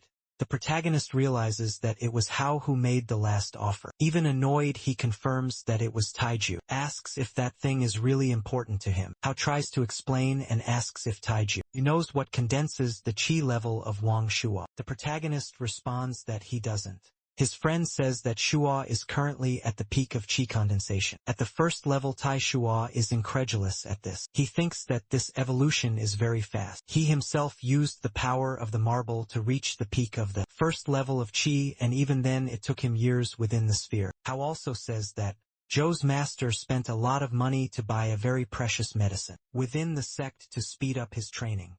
Taiju thinks that even so, it was incredibly fast. Dissatisfied, Hao says he doesn't want to lose to that guy. The protagonist asks Hao if he didn't feel that the voice of the guy selling the Xiao Huadan was familiar. His friend responds that now that he mentioned it really did sound familiar. Sunho asks if it could be Wang Zhou in disguise. Taiju responds that there's an 80% chance it's him. With that, Hao suddenly feels weak, but Taishu tells him to cheer up. As his fourth uncle always said, to never give up as long as you're alive.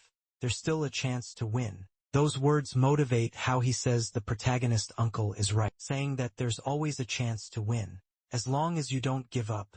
So he won't admit defeat. Taiju is happy to have cheered up his friend. Hao says goodbye, and tells him they need to meet again when they have time. The protagonist watches his friend leave, and now that he's alone, he decides to read his book again. He takes out the items he bought, even feeling bad for lying to his friend.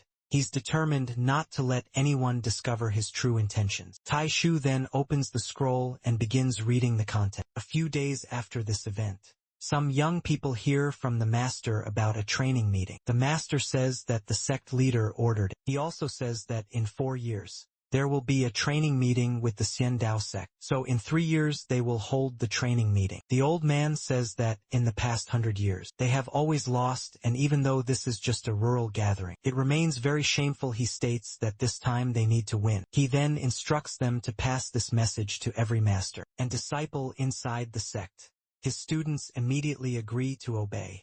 Far from there, some trees are covered in snow and a leaf falls near him, but the protagonist catches it before it touches the ground. He uses it to improve his technique.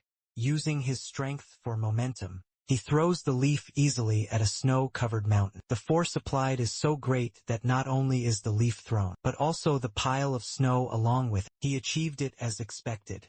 After reaching the second level of chi condensation, he is now able to move even larger objects. His body no longer feels cold. Now he concludes that he should stop training and rest for a bit, so he leaves and walks toward his cabin. However, upon getting close to the place, he senses someone's presence and he identifies it as his former master. The protagonist sees his former master from afar and is surprised by this. He tries to talk to the master, but doesn't like this situation at all. Inside his clothes he hides the marble sphere. The master notices the object with him, and immediately uses his ability to pull it. Using the art of attraction, he pulls the protagonist entirely and grabs him by the neck. Barely able to speak, the protagonist asks what he did wrong this time to deserve such treatment. The master just looks at him closely, then he lets him fall to the ground. The boy starts coughing because he was being suffocated. Sun Zhonglao simply says that he wanted to show the boy how easy it is to kill an insect like him and that hiding something from him will result in death. Desperate, the protagonist says he would never dare. But the master is suspicious and he examines the boy from head to toe, noticing that he only has spiritual power and hasn't yet reached the first level of qi condensation. The amount of condensed qi at each level is different for each person, so the result varies.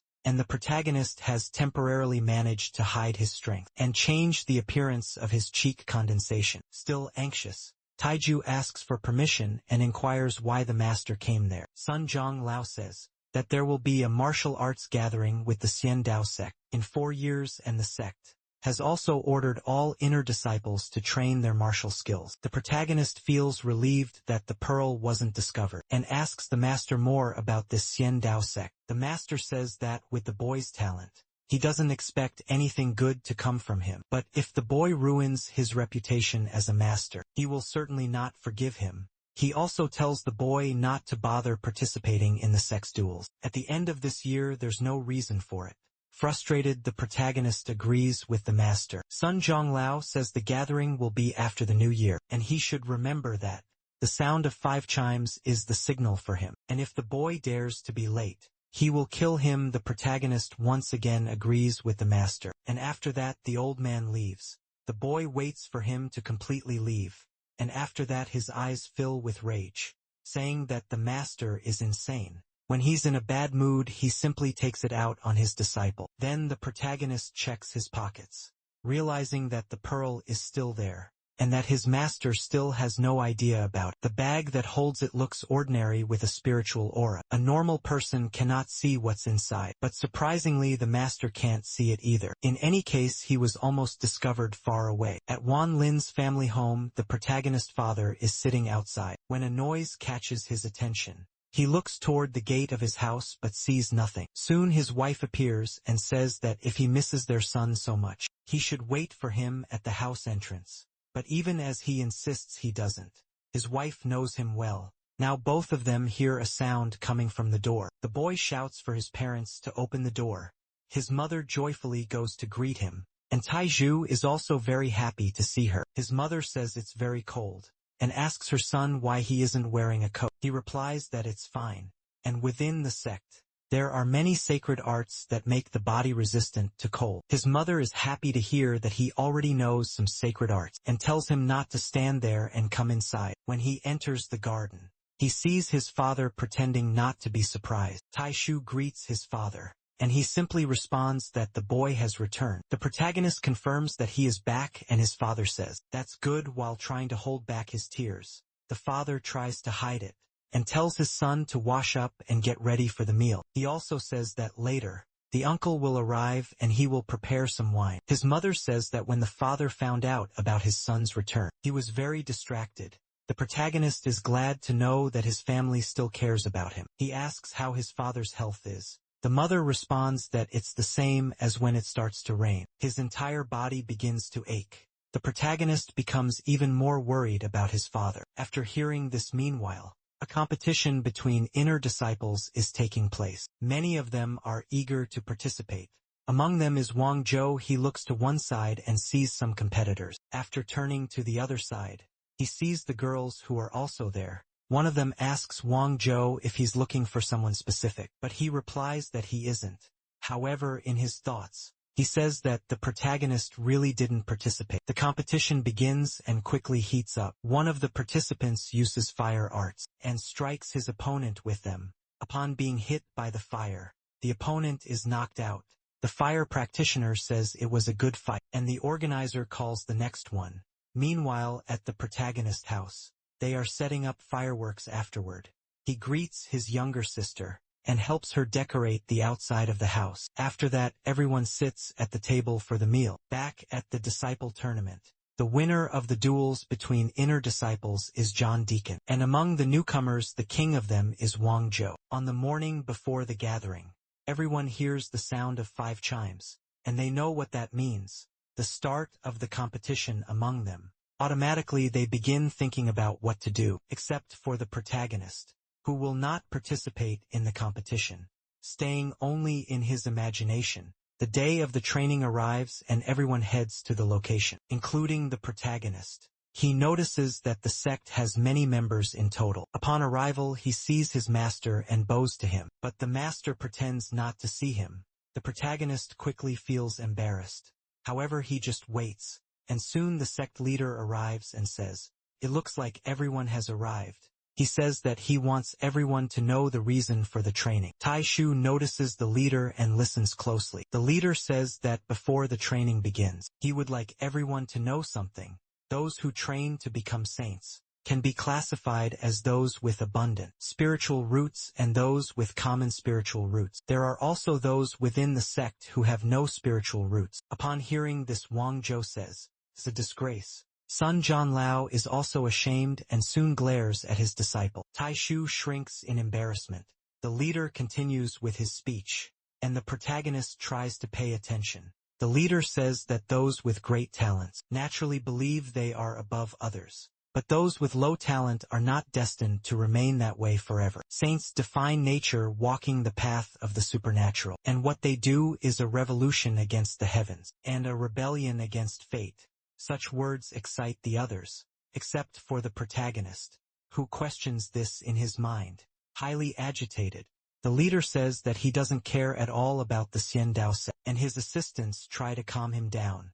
One of those present comments that the leader seems to truly hate the Xian sect. Wang Zhou, on the other hand, says that maybe it's easier said than done. The leader regains his composure and says that over the years, the Hongyu sect has always lost to its rivals, but they have never surrendered, because they believe that victory will be theirs, as no one knows the future, precisely because it is created through their efforts. He also says that with the time they've had, their possibilities are not limited, and the key to all of this is perseverance. If others are more talented than them, then they must work a little harder than them. Those who are more talented cannot afford to relax too much, as they can be surpassed at any moment.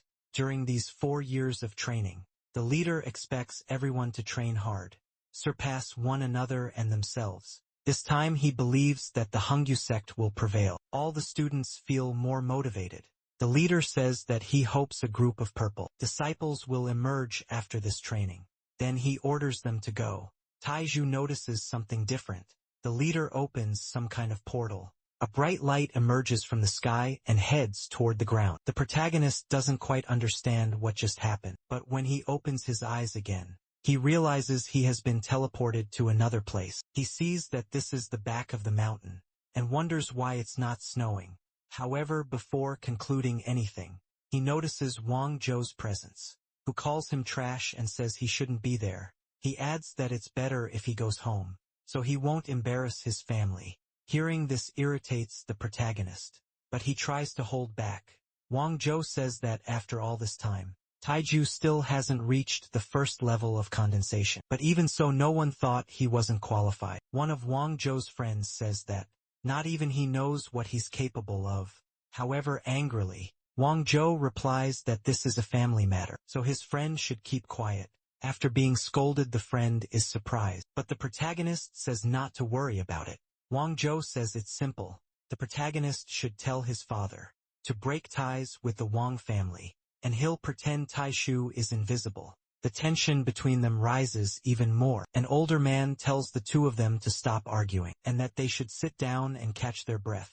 He turns to Zhou and asks if he's forgotten what the leader just said, but Wang Zhou's pride prevents him from admitting he's wrong. The protagonist then tells Zhang Xin, the older man, that he's already earned the black robes and congratulates him. Zhang Xin says it's all thanks to him. Taishu doesn't quite understand, but Xin asks if he remembers the cave that traps people. He says the spiritual power is very dense there, and thanks to the protagonist, he was able to reach level 50. And Taiju must give his best from now on to achieve the same. Taiju says he thought that place wasn't so simple, and also remembers the tiger, asking what happened to it. Shin replies that the dead animal was buried. The protagonist thinks that's good and, in a way, considers the tiger his savior. While he's thinking, Shin watches him confused. Then someone approaches and welcomes them to the back of the mountain. He also says that despite being called the back of the mountain, this place isn't behind the Hangyu sect. The The protagonist quickly realizes he's seen this guy before, the mysterious buyer Shirong. He continues by saying that this place is actually a training ground, made especially for the ancestors, disciples nearly 500 years ago. The spiritual aura here far exceeds that of the outside. From the moment they enter, they must submit themselves at all times, or else they shouldn't blame him if they are expelled. Shirong asks if everyone understands, and they all say yes. Then he makes an invocation and brings several bottles to the area. He says these are dueling Dan bottles, and there are 50 of them, one for each student. Each one must step forward and take one. Shirong says that regarding the 7th level of condensed chi, or below, he has it if they reach that stage, and if they don't have the formula, they can obtain it from him. Regarding the training grounds, there are some caves that aren't closed off by the cliff rocks, and they can choose whichever they want. After that, the protagonist steps forward to take his bottle. Shirong asks what his name is. He hesitates to answer the question. Then Shirong asks why he hasn't reached the 1st level yet, and also asks who his master is. The boy then introduces himself, and says that his master is Sun Zhonglao, and perhaps it's due to his lack of talent that he hasn't reached the 1st level. Shirong says he's heard a lot about the protagonist, and that although talent is important, perseverance is also key to becoming a saint. He further states that if the protagonist's talent isn't strong, he must persevere even more. Taishu thanks him for the advice and takes his bottle. Cheyenne says the wall of this cliff is very high, and since the protagonist hasn't even reached the 1st level, it's likely he won't be able to get up there. Then he tells the boy not to worry about it, as he'll personally take him up. And with that, he uses his abilities to make the protagonist levitate to the top. With that strength and speed, he reaches the place without any difficulty. After landing inside one of the caves, Taiju becomes suspicious of why he received so much help. From the top of the hill, the protagonist breathes, and realizes that the air there is practically filled with spiritual energy. If it weren't for the incident at the trade fair, he would really think Shirong was a good person. A noise catches the protagonist's attention. He sees that it's a bird in its nest, and looking at the animal, he says that from today on, they will see each other quite often. The bird remains calm in its nest, while the protagonist decides to venture deeper into the cave. Taishu looks at the place, and thinks that it will be a great place to train. He also thinks that combining this with the marble will be like putting wings on a tiger. The dream room can stay open for about 25 hours at a time, and it takes 2 hours to enter it again during that time. He can use the marble and the infused water. The effects should be very good. Soon he decides to start. He pulls a lever on the wall, and with that, the opening of the cave closes and a rock seals the entire area. 2 years passed after that. The bird in the nest is now fully grown and flies around the area. Many of the caves now have students inside. Soon the bird returns to its nest, taking advantage of the path that the protagonist has opened. He is now 2 years older and more experienced. As he walks to the edge of the cave, Taishu stretches a little. Afterward, he says good morning to the bird and glances around for a bit. Right after that, he steps out from the cave, and although he steps into the air, he doesn't fall using the body manipulation technique. He can fly like a small bird. During these 2 years, besides practicing breathing techniques, he also trained his attraction skill, and now he can use it naturally. Upon safely landing on the ground, he spots a familiar face. It was Zhou Shiji, who had also matured. She also recognizes the protagonist, and says that seeing him there is quite unexpected. Taiju agrees and greets her. The girl returns the kindness, and asks him what his current level of chi condensation is. The protagonist freezes for a moment before answering, and simply says that he has just reached level 1. But Zhou Shuji realizes he is lying. This makes the protagonist think that his mist art has failed. Trying to cover up, he says that if she doesn't believe him, she can check for herself. However, the girl says that he must have reached the 2nd level about 2 years ago. Realizing that she is sharper than he imagined, the protagonist hesitates. She explains that once someone reaches the 2nd level, their body can no longer feel cold. and the fact that he is wearing thin clothes on a cold day proves that he is more advanced than he claims. Faced with these facts, the protagonist has no argument, and he had never thought of that conclusion before. Josuji says that his talent must not be any less than the others, and she doesn't understand why he is hiding his abilities, but she says she will keep it a secret because she is trustworthy. Taiju realizes that he's cornered, and says that his uncle warned him that women are more observant than men. And now he sees that his uncle was right.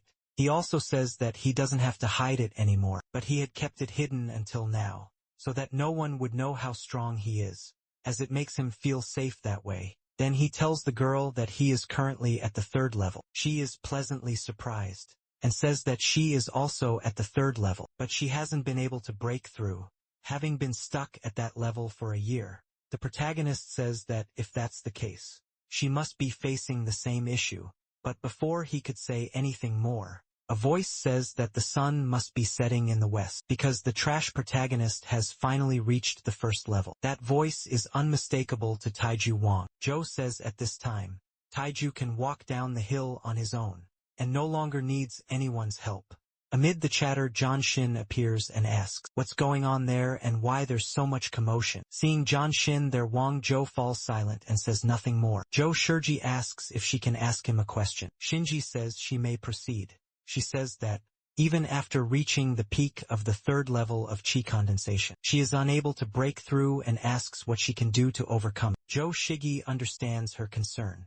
It seems that his opportunity to explain the congestion in chi condensation has arrived, and he confirms that there is more than one chi blockage. Before the 6th level, one of them is between the 3rd and 4th levels, and the other between the 5th and 6th levels. These challenges can be very simple for some and difficult for others. The key to overcoming it is understanding the following phrase: people trained to be saints must be able to sever their ties with the mundane world. As for the bottleneck from the 5th to the 6th level, it is due to the fact that chi condensation undergoes changes, and the body is altered by spiritual energies, and besides going through a major transformation, it requires an enormous amount of aura, which is why it's a problem, concluded Zhou Shiji. After that, new questions arise. They spend the day talking and night falls. The protagonist steps outside for a bit, and with him he has some gourds.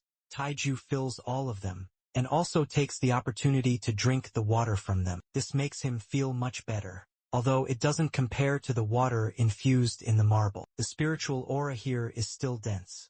After filling everything, he stores the gourds in the bag that conceals the items. Then he concludes that it's time to return as it's getting late. But as he stands up to leave, he senses a presence near him and sees that it's Su Zian, who recognizes him right away. Su Zian appears and greets the protagonist. Taishu is startled to see him, so suddenly Cheyenne tells the protagonist that the water from that river contains spiritual energy, and drinking some of it will help him in his training. However, he noticed that the boy had already prepared some gourds, so he might have known this before coming to the valley. Taishu responds that he learned this from his master, who said that the water from this river could aid him in his training, and this is why Shu Di prepared some gourds of it. Cheyenne says it's natural that Sun Shushu would know about this. He then tells the protagonist to return and train, as he has reached the 1st level of chi condensation in just 2 years. It seems that Shurdi is really determined, and that's good, he concludes,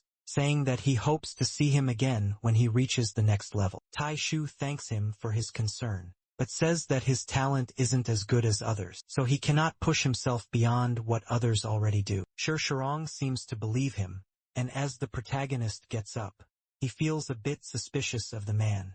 Quickly he returns to his private cave, somewhat relieved that he wasn't discovered, but still worried about Shushin. Everything that happened just now was a bit frightening for him. People who train to become saints are like the rest of mortals. They all carry some kind of special desire, but the ones here are much crueler than normal people, and because of that he will keep his marble a secret, especially from someone like Su Zian, who enjoys stirring up trouble and intrigue, an extremely clever person. If he even suspects something, Taiju can't imagine the consequences, so he must be careful around people like him. If he doesn't want someone like that around, then there is only one way to act: become stronger than them. Taiju is certain of this. It seems that Jo Shuji has already reached the limit of the 3rd level of Qi, but her Qi level isn't growing like his. The protagonist wonders why his spiritual aura keeps increasing, and what exactly is happening for him. As long as there is no limit, he should stabilize at level 3 before attempting to reach level 4. After that, he activates the lever in his cave. With that, the door closes. He thinks that he won't reach the 4th level so soon, and he doesn't think he can easily cut ties with the mundane world. Inside the marble world, he feels that his 3rd level of Qi keeps growing without any limits. He wonders if it's because he's been training there all this time. He also remembers the first time he felt pain, when he touched the lights there. That's why he hasn't done it again since then. But now he wants to test his resistance, and tries to touch the light to see what happens. However, when he touches the light in the place, he realizes that he isn't getting hurt and he doesn't feel any pain. Touching it is comfortably warm and relaxing. He was so focused on practicing in this place that he didn't have time to examine his surroundings more closely. Taiju concludes that these lights carry a massive amount of spiritual aura. There is no aura around them. The special aura he feels here is likely coming from the lights. He still doesn't know the secrets of the place, but his current mission is to stabilize his Qi level at 3 and strengthen his attraction techniques. 4 years in reality and 25 in the dream world. If he adds up the other period, then the protagonist has trained for about 28 years. He wasn't able to condense his Qi to the 4th level, but his Qi has grown overwhelmingly. Today is the last day of training. Not only for him but for everyone. In the morning, Song appears and tells everyone to come out because the time is up. The sect leader is waiting for them in the grand hall. The stone doors begin to open all along the cliff face, and soon the students start coming out of their caves. The protagonist is one of the first to emerge, and as soon as he lands on the ground, his old acquaintance Jo Shuji appears and greets him. She says that he looks much taller now and asks what level he's at. Taiju says he won't hide his power this time, and she can see for herself if she wants. He adds that he's at the 3rd level and can't get past, no matter what he does. He spent 4 years reaching the 3rd level of Qi, even training on the mountain, where there's enough spiritual aura, so he can somewhat explain everything. Joshiji says that being at the 3rd level, just like her, he hasn't been able to break away from the mundane world. The protagonist says that might be a good thing, and that they can take care of each other. But he soon notices an unwanted presence. Could only be Wang Zhou. However, upon seeing him this time, he notices that Wang Zhou is at level 5. When condensation reaches the 5th level, the aura will then fuse. Taiju tries to ignore Wang Zhou for now, and soon he sees his friend Zhang Xin. He quickly realizes that Zhang Xin, being a senior student, is at the 6th level of Qi. Everyone has worked hard during these 4 years, and the protagonist refuses to fall behind. Then everyone notices something different. They are struck by the same light that brought them there. The light hits them again, this time to take them back. When they arrive at the place they departed from, the leader greets them and says that 4 years have passed, and he is very pleased because they all made great progress. The leader tells the disciples who reached the 5th level or higher to stay while the others should report the results of their training to their respective masters, because in 3 days the rival sect will arrive for a visit, and this time the Hung sect should consider itself victorious. As for the robe changes due to the training, the leader says he will take care of that. After the meeting, the protagonist returns to his cabin. Jo Shuji accompanies him, and with a pair of scissors, she cuts his long hair. She doesn't cut it too short, just trims the ends. Taishu thanks her for her help, and the girl tells him he can go see his master now. He agrees and immediately goes to see him. When he arrives at the master's house, he greets him properly. However, Sun Zhonglao isn't at all pleased to see him. The master thinks that if the protagonist hadn't called on him like that, he would have completely forgotten about him. But since the boy came all the way there, the master tells him to come in. Taishu says he came to show respect to his master. Seeing him up close, Sun Zhonglao is surprised, because the protagonist has indeed reached the 3rd level of Qi condensation. The protagonist says he worked hard during the last 4 years in the Valley Mountain, and somehow managed to reach the 3rd level. Sun Zhonglao thinks that now that the protagonist has reached the 1st level of Qi condensation, he will allow him to experience the soul-searching art. But he ultimately decides against it, and says that he shouldn't take that risk. He adds, that the boy has already reached the third level of qi condensation and has become a true disciple of Sun Zhonglao. The master says that he has only accepted one student in his entire life, and from now on he wants his disciple to live near him, and that, in a few days, there will be a meeting with the disciples of the rival sect. At that time the protagonist will go with him to see the visitors, and broaden his perspective. Sun Zhonglao asks the protagonist if he has been practicing the art of attraction. He replies that he has, but he feels a bit tense. The master says that's natural with the holy art, and to be honest, it all depends on proficiency. The more he practices, the more natural it will become. Sun Zhonglao says that he himself trained for about a year in his time, and because of that, he is considered one who trained for the longest time. The master gives a demonstration, and from his hand he summons a shining flying sword. The protagonist's eyes widen when he sees it, and he thinks the technique is really cool.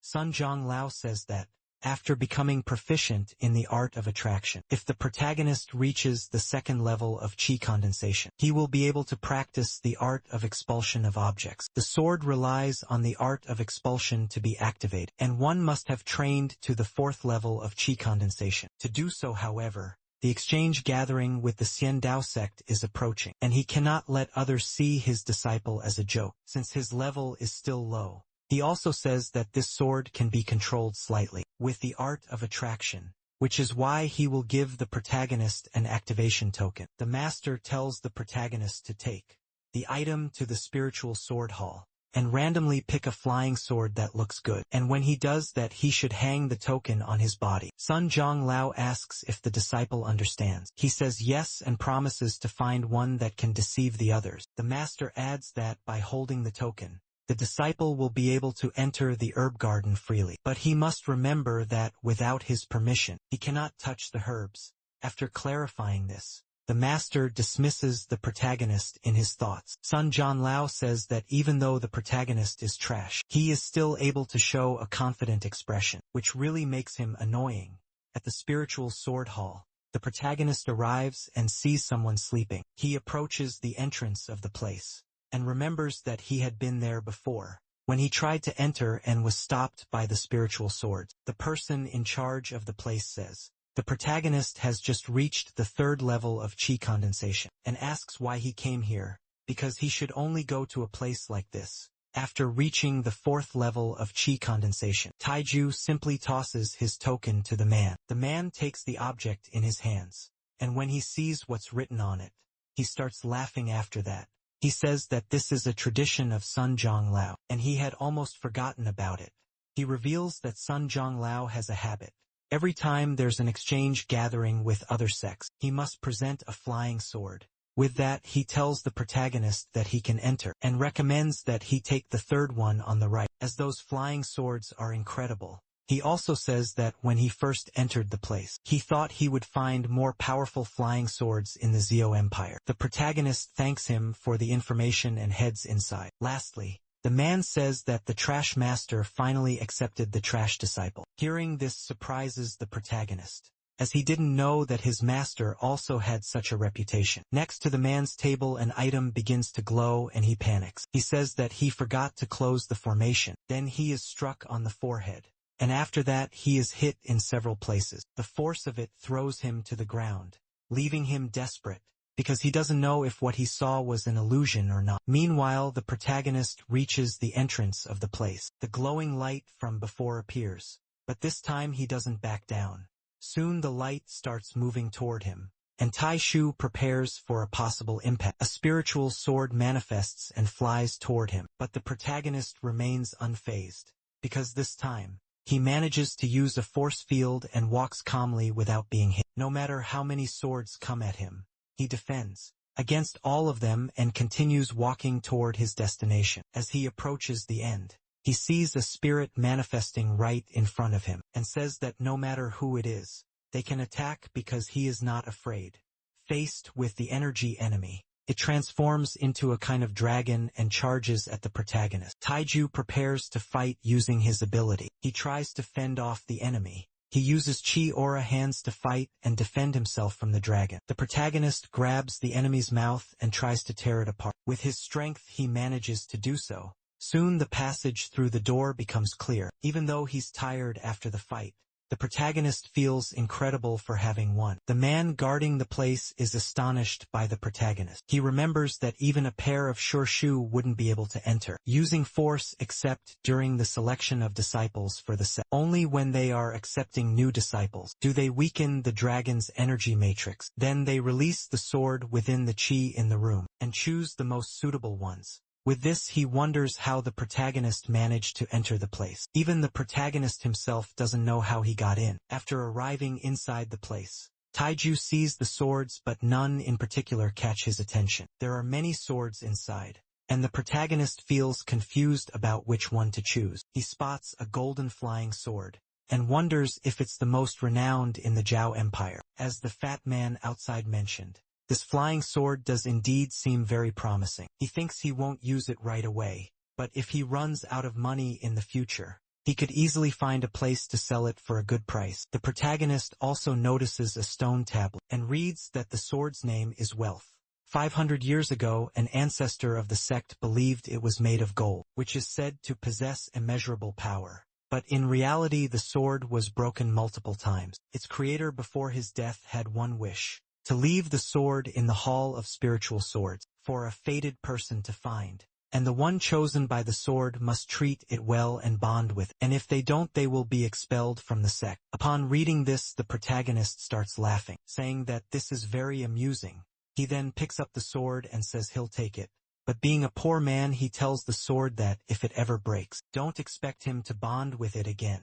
After placing the sword in the bag that hides items, he leaves and the guard tells him to be careful. Taiju wonders why the man's attitude changed so suddenly. The fat man thinks that in the future, he can't continue judging people by their appearance. The protagonist walks and sees that the pill room seems to be nearby, and he hasn't seen Wang Xiao in 4 years, so he wonders what he's been up to. He then walks toward the pill room, and when he arrives at the place, he sees his friend Hao and greets him. But Hao tells him to stay quiet and pulls him to another place. After running far from the room, the protagonist asks why all the secrecy. Hao doesn't seem to be feeling well, and the protagonist notices this, asking what's wrong with him. When he looks inside his friend's body, he realizes that his spiritual aura is scattered all over. Hao says that is expected. His friend noticed, and that the formation of the gathering was different. He asks what level of chi condensation Taiju is at now. The protagonist replies that he's at the 3rd level, but that doesn't matter now, and asks what happened to his friend's body. Hao explains that at the auction 4 years ago, he couldn't trade for a pill, and was meditating on the issue, when his master unintentionally gave him the Xiao Hua pill. He did this, saying it was his way of repaying Hao for being his assistant. He also gave him a type of medicinal soup to boost his spiritual aura. After drinking it, Hao was surprised at that moment, and his master also gave him a gong fu. His mind went blank and he didn't think much about it, so he began practicing. The protagonist asks what this gong fu was. Hao explains that after practicing for those 4 years, his body worsened as it evolved, even as his spiritual aura appeared. Ignoring its commands later, in secret he asked others in the scripture terminal to help him, and that's when he found out it was called Great Greenhouse. Fire Test Art Taishu asks what benefits there would be in learning to use such a technique. Hao asks if his friend wants to use him as a greenhouse. The protagonist doesn't know what he means. Hao says that the copy of Gong Fu the disciple gave him in the scripture room showed great detail. The user who practices the fire test art disperses their essence at death, and if used with a special method, it can be harnessed to create a life pill, and if one consumes the pill, it extends life by 3 years. Hao says that if he had known that at the start, he wouldn't have become a doctor's assistant, but now it's too late as they've discovered that he's been training, and they're blackmailing his parents. At this moment he has no control over his body, and he has to take countless pills every day, and his aura is growing without any assistance. He also says that at this rate, he only has a year left to live, and if he dies he wants the protagonist to tell his parents that he became a saint and went far away to train. However, the protagonist grabs Hao's arm Hao doesn't understand why and says that he's hurting him, but soon he realizes that his friend is shaken by this news. Hao tells him not to worry about this situation, and that Luan Yun is already at the 6th level of qi condensation. The protagonist is impressed by this, and his friend says they can't win against him. At that moment, the feeling of weakness and lack of courage returns to the protagonist. At that point, he entered the domain called enlightenment. This enlightenment didn't increase his strength or his soul, but rather the truth about the world's rules. Tai Shu understood that the formation was cruel and hopeless. It was a survival of the fittest experience, a place where the strong devour the weak, and where everything is based on strength. This is the world of training. A bright light appears in the dream world. It seemingly brings people from afar. From above it descends and lands on the ground. When this happens, someone emerges from the depths. The protagonist is transported there, but he has no idea why, since the process was involuntary. Seeing the lights around him, he remembers that he was in the forest with Hao, but out of nowhere he was transported there and he wonders why. Taiju looks up and notices that all the lights have disappeared. Now he's alone in the void and he wonders what's happening. The protagonist tries to look around, but a voice appears saying he doesn't need to do that. It also says that with his Ling Dong at the execution stage, trying to see the supernatural sky within this marble is a foolish dream. Taiju thinks there shouldn't be anyone else in the void, and tries to guess who is talking to him. He then introduces himself to the voice and asks, who is speaking to him? The voice says that for someone at the 3rd level of qi condensation, it's simply like the youth formation of this country, so Taiju is not qualified to know. Even so, the voice introduces itself as Situan, the old man who brought the protagonist into the marble. Taiju asks why. Situan responds that it was due to his disgust and also his hatred. Sitting. One says that someone training to become a saint should be like that. The way things were before the protagonist made him feel disgusted. The formation to become a saint is an act that originally descends from the heavens. If someone provokes you, kill them. He also says that Taiju has been in this crappy sect for years, and he's been watching him in the shadows, as he's wanted to wipe out the entire sect long ago, for revenge for the protagonist. This was expected, as this person had always been in the marble stone. For 30 years he was being watched at all times. Moreover, Situan says that the protagonist drives him crazy, and if he had stolen his soul, he would have thrown it into the cycle of purgatory, and then gone to his home to kill his entire family. Situan also says that John would be fine in the sect, and he likes him a lot for being cruel. He also likes the young man nicknamed Squirrel Face, because he suits his personal taste.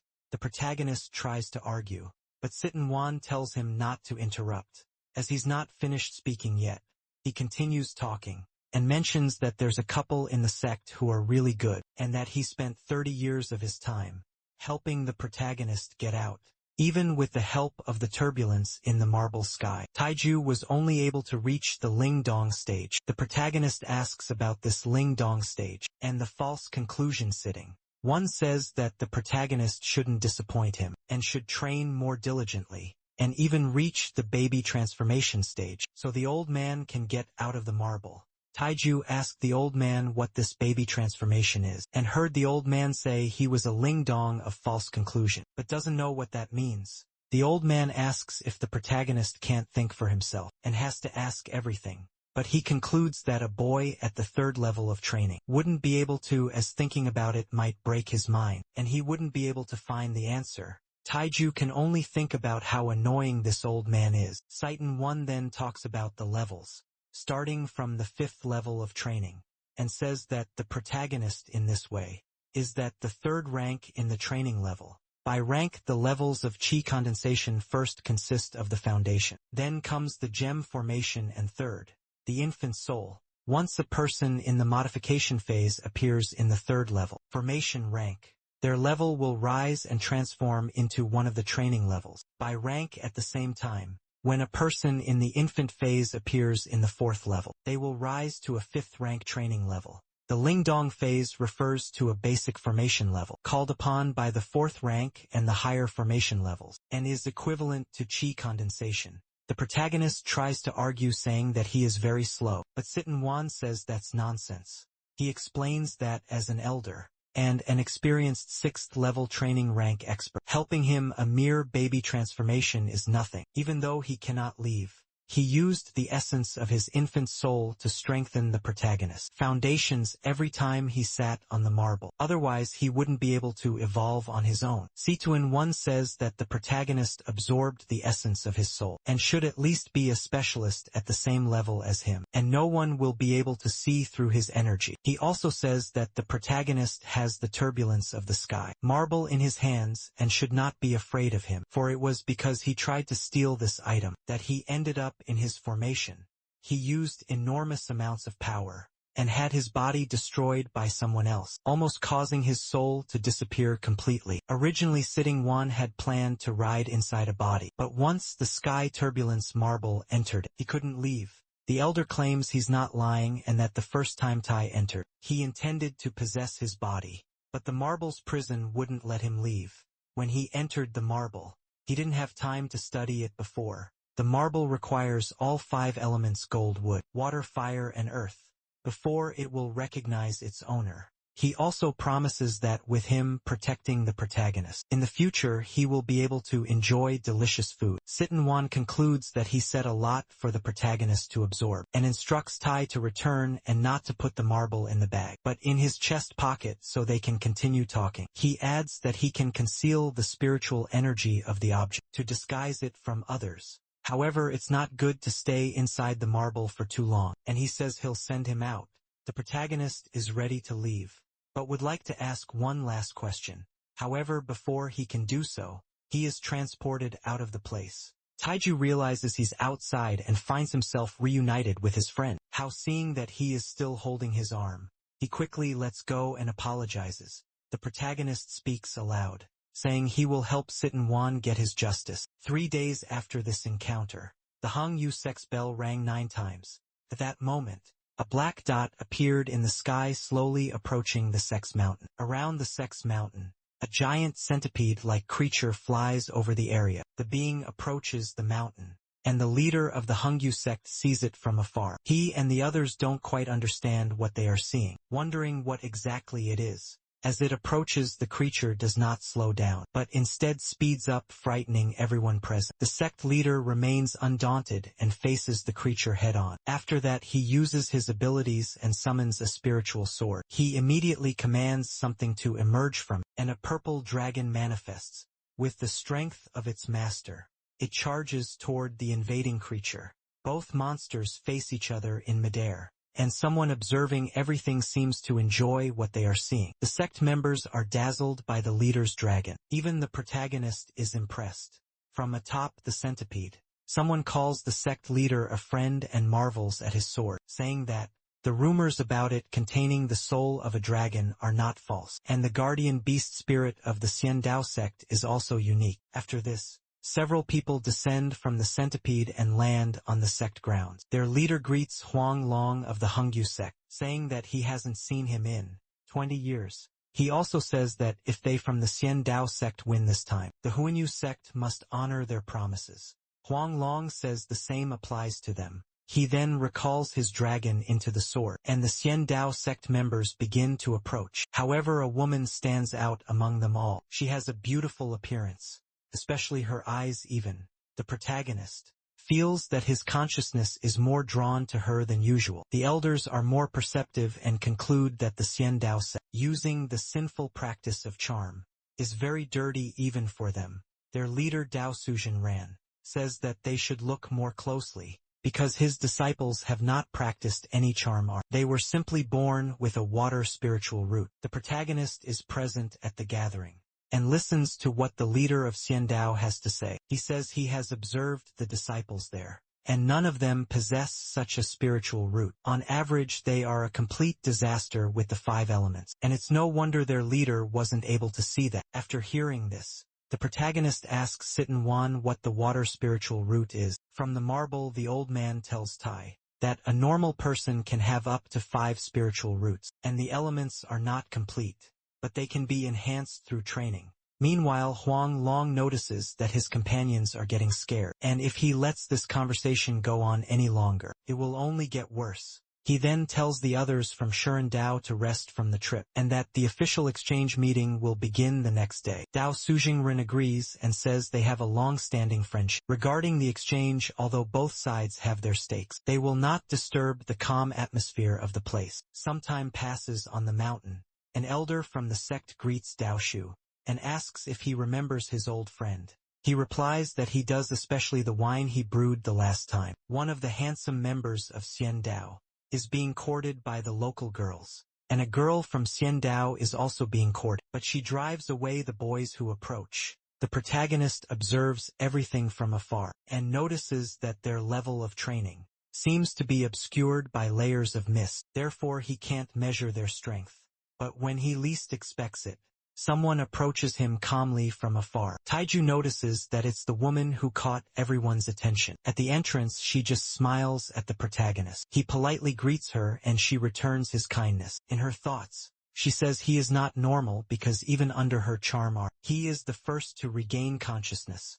Taiju, in turn, wonders why the woman keeps looking at him, as he doesn't find her that attractive. After that, he distances himself from everyone and stays alone in an isolated place until someone approaches again. This time it's Zhou Shuji who greets him. She tries to sneak up on him, but fails to scare him. The protagonist is a bit startled to see her, and the girl asks why he's lost in thought again. Kaiso says it's nothing and asks if she's okay. Zhou Shuji just says that he has learned to misbehave. The two enjoy each other's company, and Zhou Shuji thanks the protagonist. He doesn't know why she says that. Only when she talks to him can she truly relax. With nothing to worry about and nothing to compare, the protagonist feels a bit awkward, and seeing the girl right in front of him, he thinks that he should be the one thanking her. He then jokingly tells Zhou Shuji not to say she's a good person. She quickly understands the joke and gets irritated, but also happy. Zhou Shuji enjoys his company and they stay there for a while. The next day, the exchange meeting between the Xian Dao sect and the Huanyu sect is about to begin, and it's announced who will go in the first round. Chao Long from the Huanyu sect against Ling Feng from the Xian Dao sect. In the world there is something called spiritual aura. After humans absorb it into their bodies, it changes their physique. These people are known as saints. Saints can utilize their spiritual aura to do things beyond common understanding. These are known as saintly arts. In a field of flowers some bloom among the others. Both opponents face each other and link. Foam from the Xian Dao sect waits to be attacked. Xiao Long from the Heng Yu sect uses one of his abilities to grab the flower petals and use them as weapons to attack his opponent. Ling Feng doesn't even move after that. He simply waits to act. The leader of Hengyu says that this technique is really good. Using the lotus sword of Qi seemed like a good option to him. One of his men says that Xiao is the disciple he is most proud of, as his talent is excellent, and he has trained the lotus sword for 5 years to reach the intermediate rank. Such a technique is well known by the others. Even the leader of Xian Dao praises the elegance of this skill. Xiao Long is surrounded by the petals and then throws them like darts. However, his opponent repels them all with just a fan. The ease with which he defends himself annoys the leader of Hengyu a little. Xiao Long becomes frustrated at not being able to hit him, so he focuses even more and tries to act more aggressively. But his opponent counters all the attacks. Despite Xiao Long's technique being elegant, it only looks impressive and lacks real value. Ling Feng summons a shield to defend himself, and with it he protects himself from the enemy's attacks. The leader of Hengyu and the others are impressed by the fact that the Lotus Qi sword was absorbed. Xiao Long from afar realizes that his technique has failed and is shocked. Ling Feng says it's impolite not to return what you've received, and says that through this Lotus Qi sword, he will see what will be returned. With that, Ling Feng uses the energy he absorbed to strike back. Xiao Long simply stares at the enemy's counterattack, which is about to hit him squarely, but he tries to act quickly and uses some talismans to defend himself. After summoning a kind of shadow shield, he attempts to advance, but his shield is not very sturdy. Soon the opponent's needle-like attacks begin to pierce through, and slowly hit Xiao Long. Realizing he is about to be struck, he panics. His opponent rejoices in the imminent victory, and Xiao Long in turn is hit in the shoulder and falls. Immediately afterwards, sarcastically, Ling Feng thanks his opponent for letting him win. Xiao Long, still dazed, realizes that he lost. His leader and master were disappointed, He returns to his master and asks for forgiveness for the dishonor. But his master says that he did his best, and the opponent was simply stronger, so he can return and rest far away atop a hill. The protagonist watches everything closely. He observed the entire fight, concluding that the technique of the one who won is indeed strange. While watching Link phone from afar, someone calls him by name. The protagonist realizes it's the centipede of the Xian Dao leader. He looks at the centipede and doesn't understand what it wants with him. Then he realizes that one of his sect members is introducing him to the others as the famous trash from there, and says it would be better for him to take care of the centipede. The protagonist becomes irritated by this, but immediately after he goes to a place and grabs some food, asking if the centipede wants it. She indicates that she does. With that, the protagonist becomes delighted and orders the centipede to lie down. With that, he gives the food to the creature and says that after becoming small, she is quite cute afterward. Ling Feng returns to his group, and one of them praises him for his performance in the fight. Ling Feng says the next one will depend on him. Soon his friend steps forward to battle, introducing himself as Su Muo Shui Xiong. The sect leader knows it's time to act, so he pulls out some plaques from his pocket and throws them into the air. After activating his items, a summoning light appears in front of him. Soon some of his allies appear, and he tells Lu Song that it's his turn to fight. After emerging at the leader's command, Lu Song prepares to fight. One of his companions stares at the opponent, and Sun Mu Shirong stares back at them. In the past they have faced each other before, and Luo Song lost the fight. Even after a hard-fought battle, he still couldn't win, but now he's more focused. His sect companions say he's the number one among them, and that for sure they will win this time. They wish their friend good luck. Meanwhile, he steps onto the battlefield. From afar, the protagonist watches the battle accompanied by the centipede. He notices that the strength song is of the 12th level, but he can't see the strength of the opponent. However, the leader said the strength of both is equivalent, as they must have faced each other before. With this, the protagonist concludes that this will be an interesting battle. Shouxiong is called by his leader. He says he will allow Sumu to use all his strength. Those who hear this think that before, Sumu Shouxiong wasn't intending to fight at full power, and they conclude that this is absurd.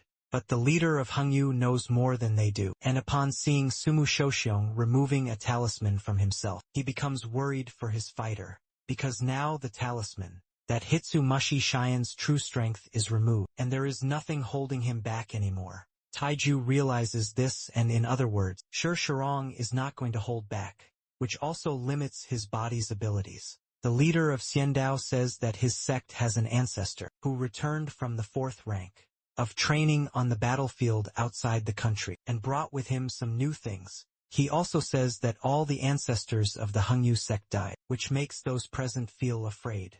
In turn, Taiju wonders what that means. Huang Long tells the other leader not to speak nonsense. Otherwise, he cannot blame the Hengyu sect for showing him no respect. The members of the Hengyu sect are desperate upon hearing these words, but the leader tells them to calm down, because whether it's true or not, the elders at the pill formation stage will handle the matter. He then tells Luo Song to continue the match. His opponent cuts one of his fingers, and with the blood he makes a bracelet on his left arm. Then he takes another bleeding finger and makes the same bracelet on his right arm.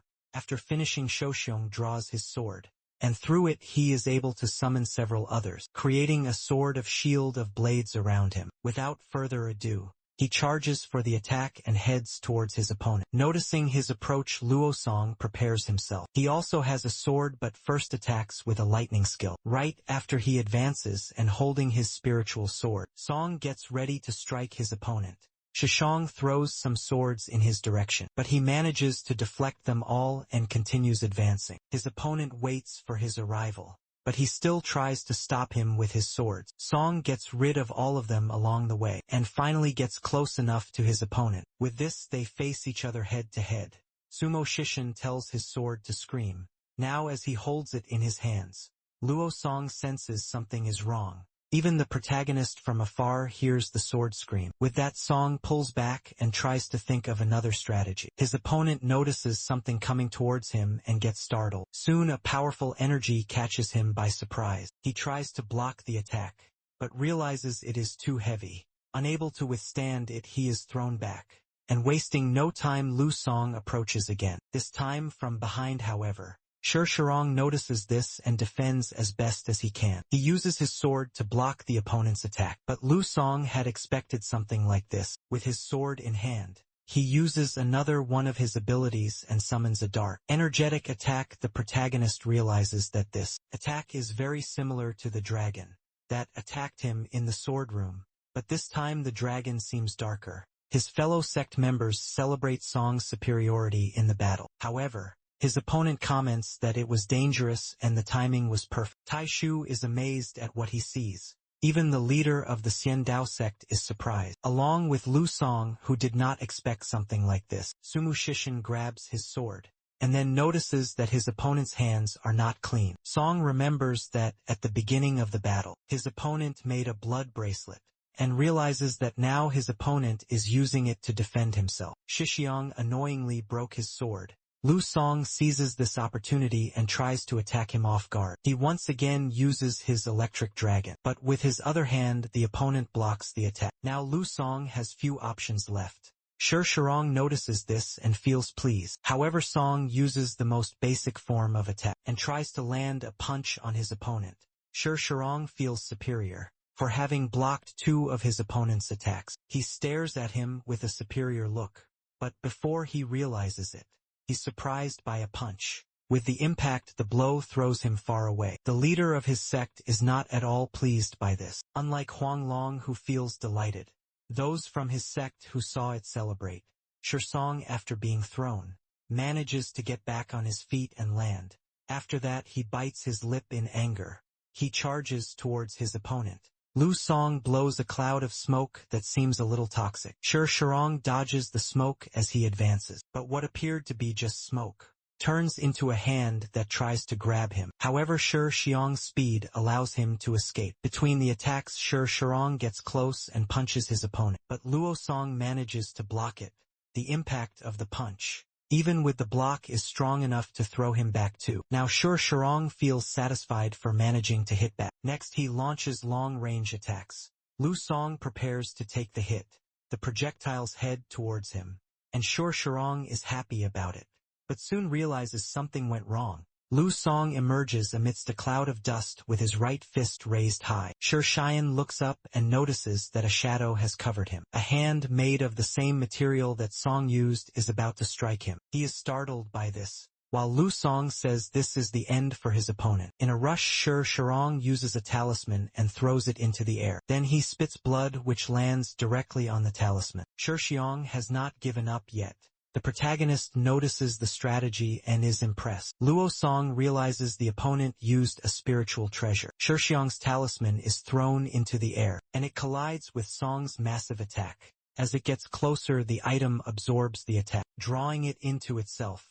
Taiju realizes he also has a talisman like that because his old friend Zhang Fu gave it to him before they parted ways, and told him the talisman was of the path of the wind, in addition to being a spiritual treasure. Back to the fight, Lu Song tries once more to use the energy hands, and with them he grabs the opponent. Realizing he's immobilized, Shui Xiong panics noticing this. Lu Song tries to use it to his advantage, and Shou Xiong does not like it at all. He stands still while Song attacks. His two energetic dragons advance on the opponent, and Lu Song is eager to win the fight.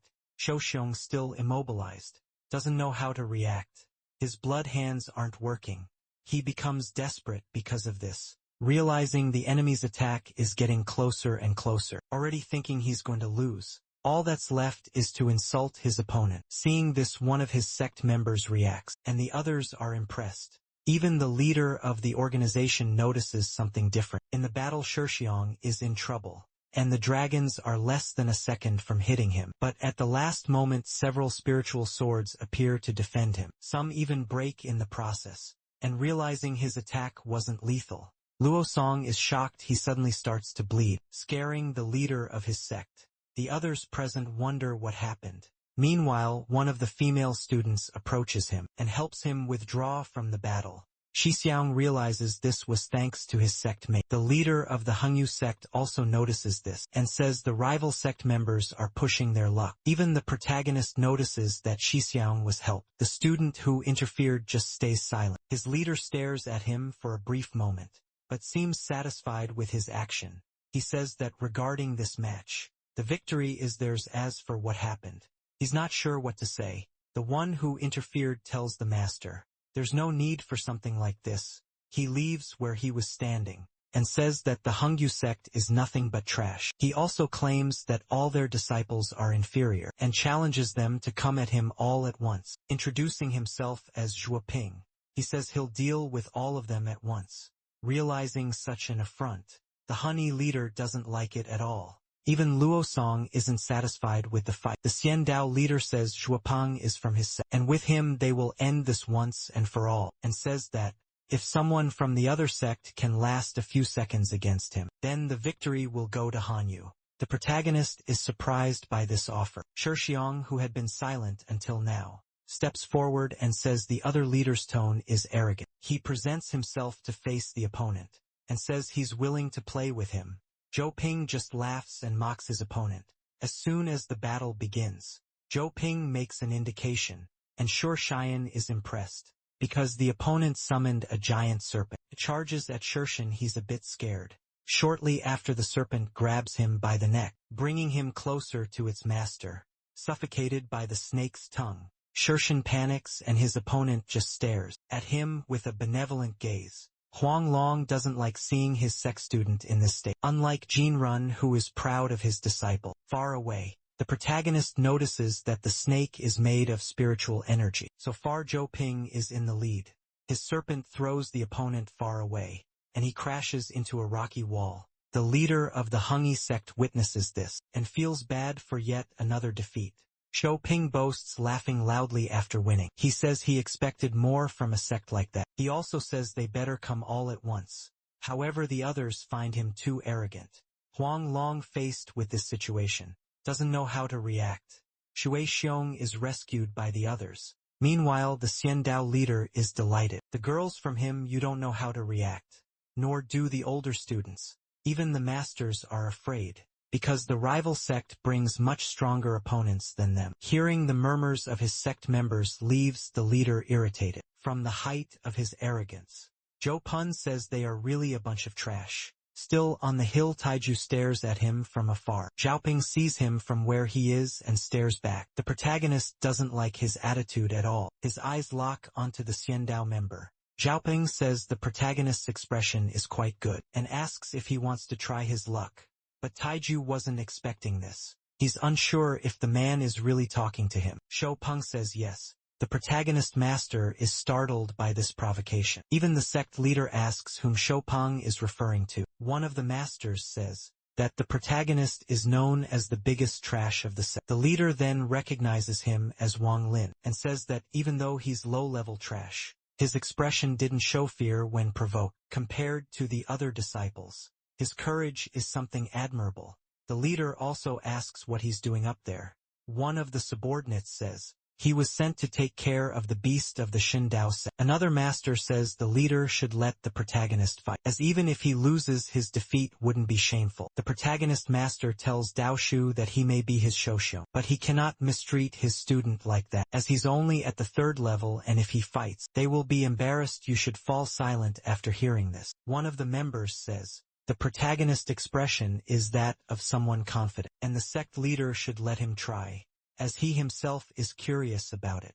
The leader says he's seen many who can be called trash, but the protagonist is undoubtedly the most famous. He says he won't force him and that the choice to fight is his. Wanzhou appears and says if the protagonist goes, it will be a disgrace, but he must be very afraid and doubts he'll go. However, the protagonist accepts the fight, surprising not only Wanzhou, but also all the other sect members, except for the leader, who already expected something like this. Sun Zhonglao says his student is only at the 3rd level. Sending him would be like signing his death sentence. But the leader says it's the protagonist's desire to go. In his thoughts, Sun Zhonglao thinks that if the protagonist brings him any dishonor, I'll kill him. Wang Zhou says the protagonist is an idiot. Zhou Shiji is the only one worried about him, unlike the others who just want to see a show.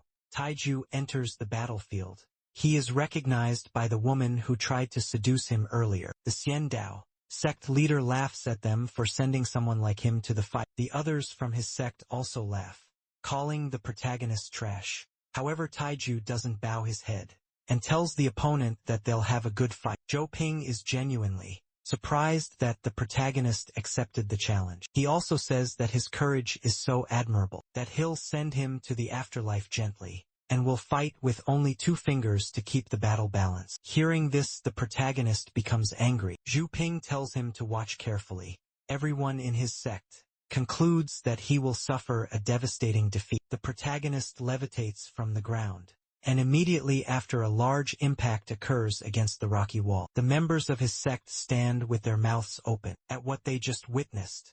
Their leader, who had his eyes closed, opens them slowly to check. He and the others are surprisingly seeing the protagonist standing. The leader is very surprised because Taiju is not only standing, but he's levitating off the ground and dodges the opponent's attack. Everyone in his sect is extremely shocked by this. Even the members of the rival sect are stunned. Taiju stands firmly on the battlefield, ready to fight. He tries to talk to the elder trapped in the marble sphere, and asks him why he's stuck at the 3rd level, and why he can't break through the mundane world. The elder replies that it's just a misunderstanding of comprehension, and affirms that he must always be motivated in everything he does, and with that evolution will have no limits. As for why he's at the 3rd level, that he cannot answer. However, one thing he's certain of: Taiju's level has completely surpassed the Lingdong phase. This also means that he is now equal to Zhao Gui at the 14th level of Qi, and just 1 level below completing the Qi condensation. After being counterattacked, Zhou Peng furiously curses the protagonist and says he's gonna finish him. Zhou Peng returns to the fight and says the protagonist truly hid his real strength, and concludes that he was careless. He then says this is the protagonist's death wish, using his snake to attack him, but the protagonist doesn't even move. He uses his spiritual aura to grab the snake. With his hand made of spiritual energy, he crushes the serpent as if it were paper. Soon it begins to disintegrate and explodes into tiny pieces, leaving its owner enraged. His power is so overwhelming that the onlookers can't believe what they are witnessing. Zhou Shuji sees this and wonders if the protagonist truly has a 3rd level Qi. The leader of his sect judges him as someone truly interesting. The envious ones, despite calling him trash, ask themselves, since when did the protagonist become so strong? One of the masters tells Sun Zhonglao that he has an excellent disciple, and yet he lied saying he was trash, perhaps waiting for a grand entrance. In his thoughts, Sun Zhonglao says that the liar is Taiju because he increased his strength, and this must be related to the spiritual gourd. He also thinks that the protagonist dared to lie, and he shouldn't be blamed if he's cruel in the future. The members of the rival sect also don't believe in the protagonist's strength, saying that the rival sect must be hiding their true potentials and objectives. Injured after the blow, Zhou Peng says he is from the Xian Dao sect, and wonders how it's possible to lose to someone everyone knows as trash. He concludes that this is impossible,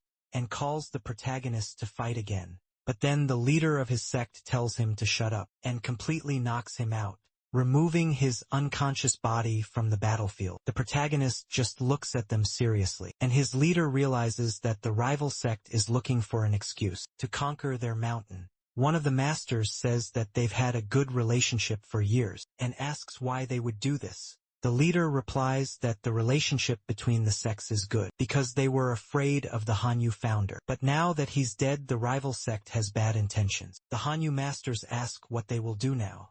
Meanwhile, the Xian Dao leader says the protagonist was able to defeat his strongest disciple, and his power is exceptional. Then his centipede appears in its monstrous form. Soon all the members of his sect retreat to it. Huang Long notices their retreat, and tells his men to return inside the mountain immediately, and report to Ancestor Jia Dan about the current situation. The disciples conclude that their sect is in trouble, all thanks to the protagonist. Zhou Shuji is the only one who sides with him on this. Before leaving, the Xian Dao leader says It's a pity that those who become enemies of his sect won't have a good ending, and that today's exchange between the sects was a dead end. But tomorrow the founder of his sect and the Hangyu expert will compare their skills. He concludes by saying that if the protagonist sect loses, they must leave the mountain forever. After that he and his followers leave on the centipede, while the members of Hanyu watch them back at home. Sun Zhonglao is furious. He says it seems like they can't wait any longer, and tells his men to call the protagonist over. He arrives and greets his master. Upon seeing his master, the protagonist thinks that now that he's at the 14th level of Ling Qi, it won't be easy to kill him even if he wishes to. In fact, he wants to see, what kind of medicine did you Meng bought that's in the gourd? Sun Zhonglao serves tea and tells his disciple to drink, as it is a spiritual medicine specially prepared for him, and after drinking, he should gather his belongings and follow him out of the sect. He also says that the Hangyu sect is facing an imminent catastrophe, and when the Xian Dao sect's founder arrives, everyone will be fleeing for their lives. Tai Shu looks at the cup and realizes there are problems. As expected, he tells his master that he's not thirsty and won't drink the tea. The master, furious, insists that he drink, saying the disciple shouldn't force his master to hit him. After that he says he can't reject his master's good intentions, but instead of drinking, he grabs his master with his hand of spiritual energy. Sun Zhonglao asks what kind of enchantment the protagonist is using. Tai Shu says he thought the master might be thirstier than him. Then he forces the master to drink the tea. Sun Zhonglao calls the protagonist a traitor, and says that if he kills his master, the sect won't let him leave alive. The protagonist doesn't seem to care much about that. He watches the effects of the tea on his master, and the way he acts frightens him.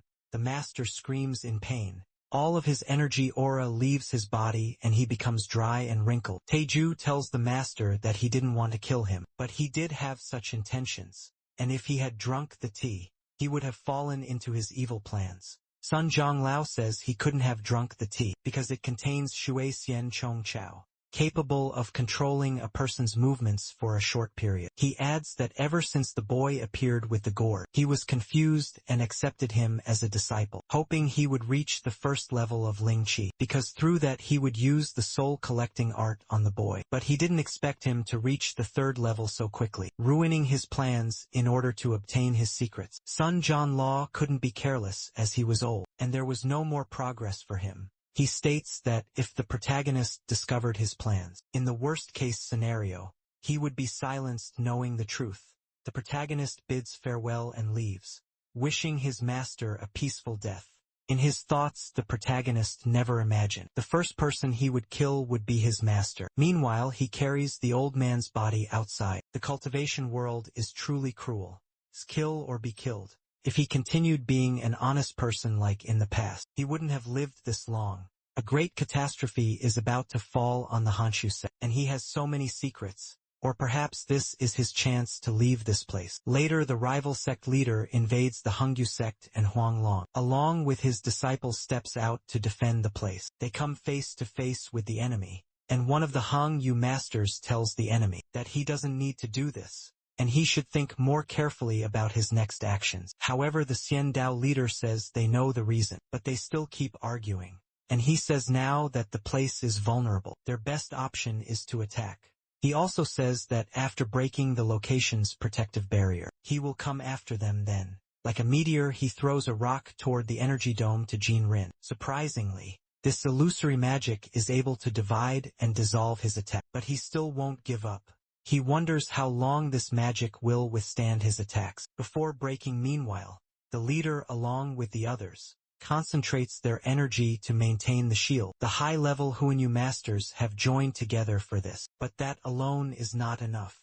So the leader orders that the disciples also be brought in to help. After that, he says that in the last 500 years, the greatest calamity of the Hongyu sect has fallen upon them. Today, Jin Ran says the barrier can withstand his strike twice, but now comes the third. However, he still can't break the barrier below. One of the masters has already exhausted his energy. Jin Rin realizes that his attacks are weakening them. With that, he continues to attack the defense dome relentlessly. The masters, using their energies, begin to fall from exerting themselves so hard to keep the barrier standing. Jin Rin just laughs at their faces.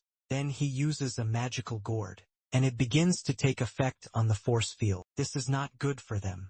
The leader realizes that both of the elder stage founders have already used all their strength. Some disciples are already starting to blame the protagonist for this, saying he stirred up a hornet's nest, bringing harm to the Hangyu sect. Zhou Shuji is the only one who defends him, saying that the Xian Dao sect is just looking for an excuse to attack, and even without the protagonist, they would have done it anyway. Speaking of him, Taiju watches everything from afar, and sees the fight among the strongest. The Xian Dao leader says, "This disproportionate magic is stronger than expected, and if a nascent stage magic is maintaining this magic, then he will show his most powerful ability." He says it's a pity, although to this day, the Hangyu sect has only had one sprout of foundation magic. One of the local elders, who is still standing, observes the others falling around him. He tries to argue with Jin Ren, saying that both sects had a good relationship, and now he's being inhumane. Another elder says not to push further as he will resist to the end. Jinrin says that's great. Soon he sucks the air from the area, pulling everything into his lungs. Then he releases this air in the form of a scream, telling them to break the protection.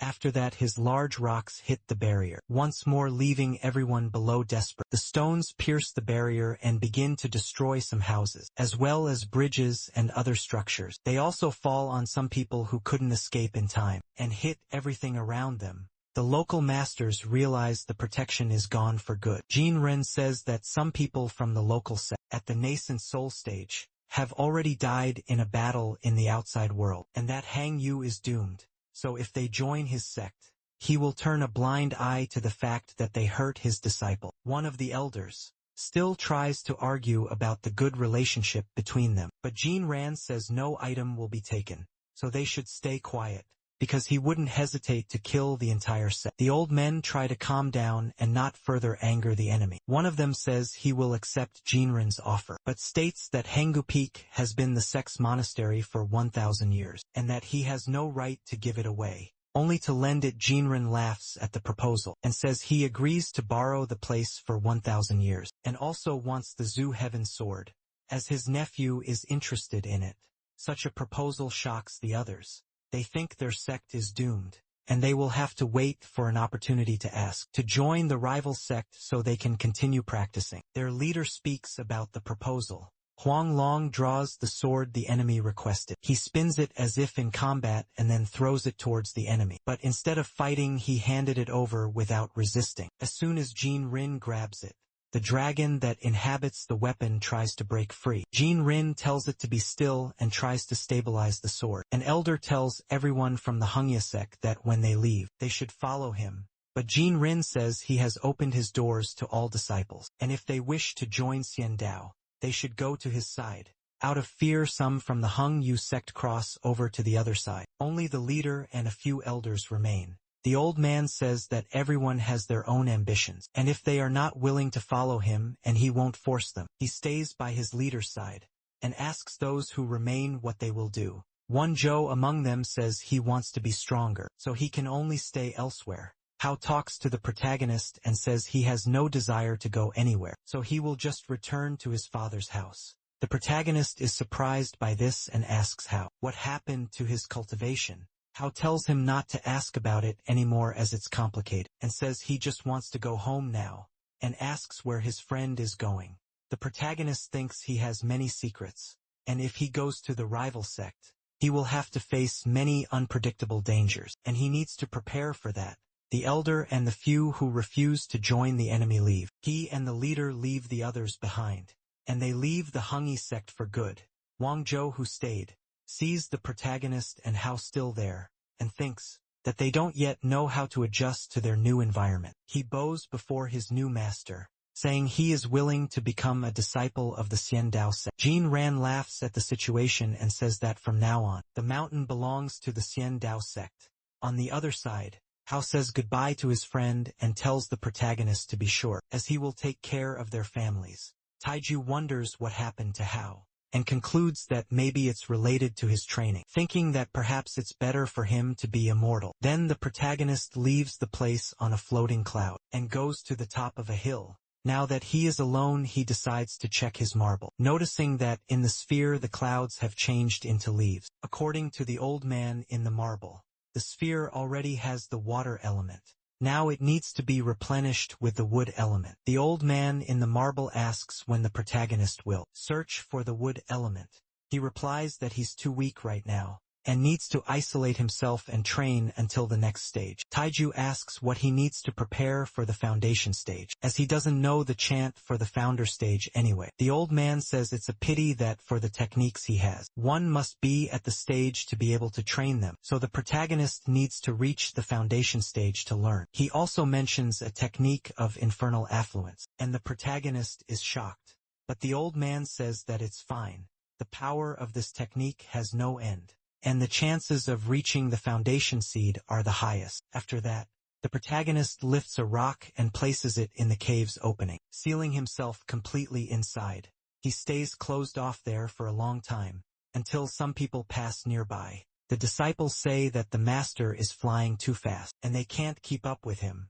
But the master says that the boy insisted on following him, even though he insisted that his disciple hadn't trained enough. One of his students says that when she looks at this place, it doesn't look like it did 4 years ago, and she asks why all these beasts are gathered on a mountain. The master says that some elders believe this place holds treasures, and came to explore, but in the end, there was only a spiritual hole emitting energy. His young disciple says it's a shame, because he wished there was a treasure nearby. The woman tells the child that he should wait a little, as they will capture a beast and return to the set. The master tells them to come from afar and not cause any trouble. The woman agrees with him, as they fly over the beast area. She says that having a beast serve as a spiritual sword will greatly enhance their training, and fighting others for victory is no longer a dream. The master hopes to succeed this time, as this will give the junior the right to enter the back part of the mountain. The woman says it doesn't help because she was born in the Hung sect, then points to a place and asks what he thinks about it. He replies that the spiritual nature of that beast isn't bad, but looking at it up close,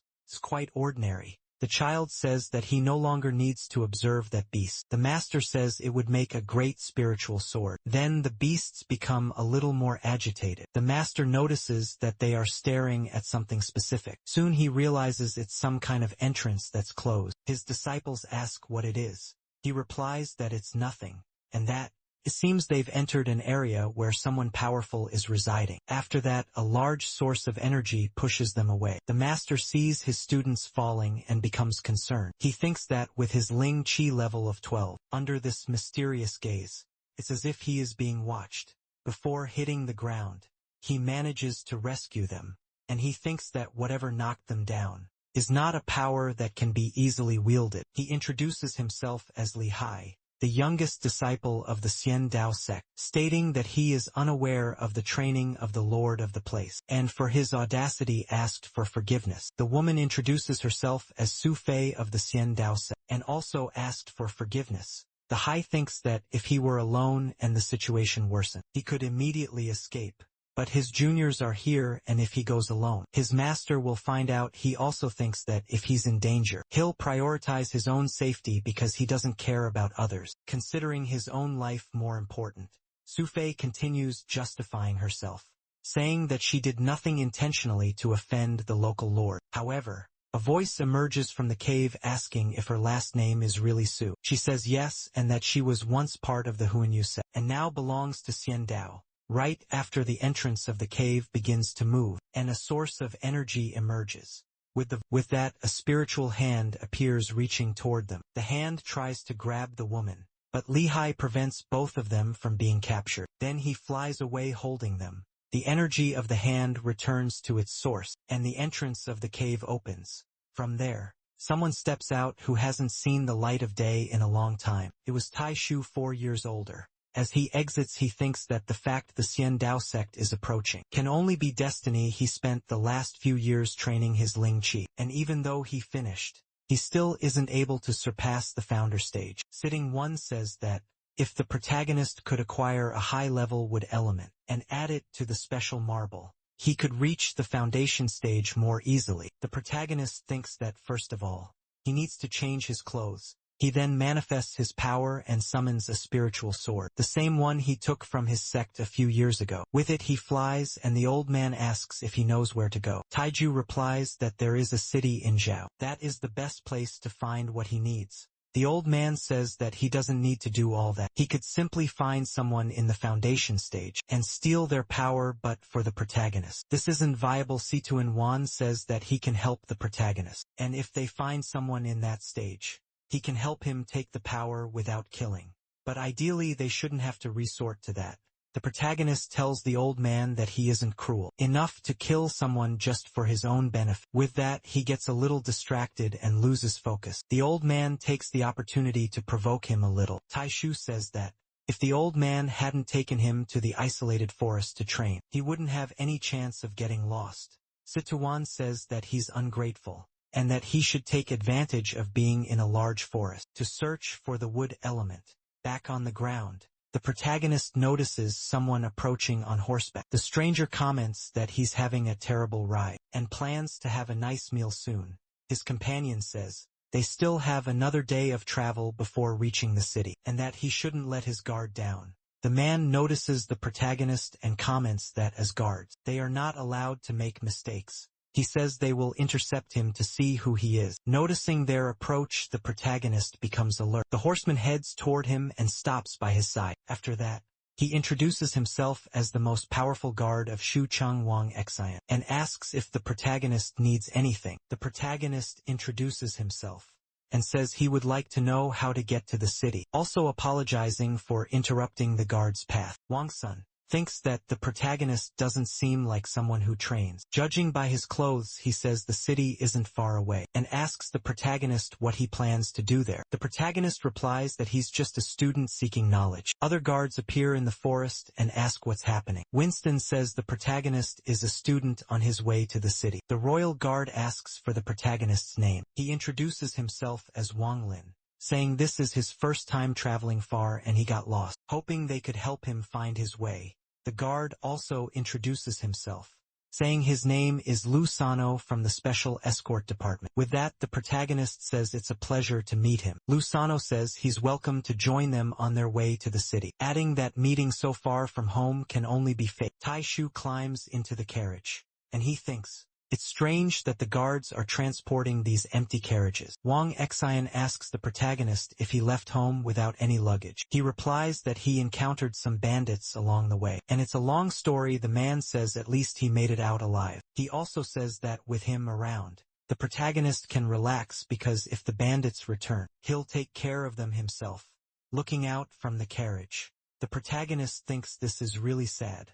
He sees some men lurking and says they aren't bad people, but it's a shame they don't know the dangers of the path. They're on the carriage passes by them without any problems. Night falls and they are still heading to the city. The leader tells his companions that they will continue tomorrow, and today they will rest for a bit. They soon improvise a campsite.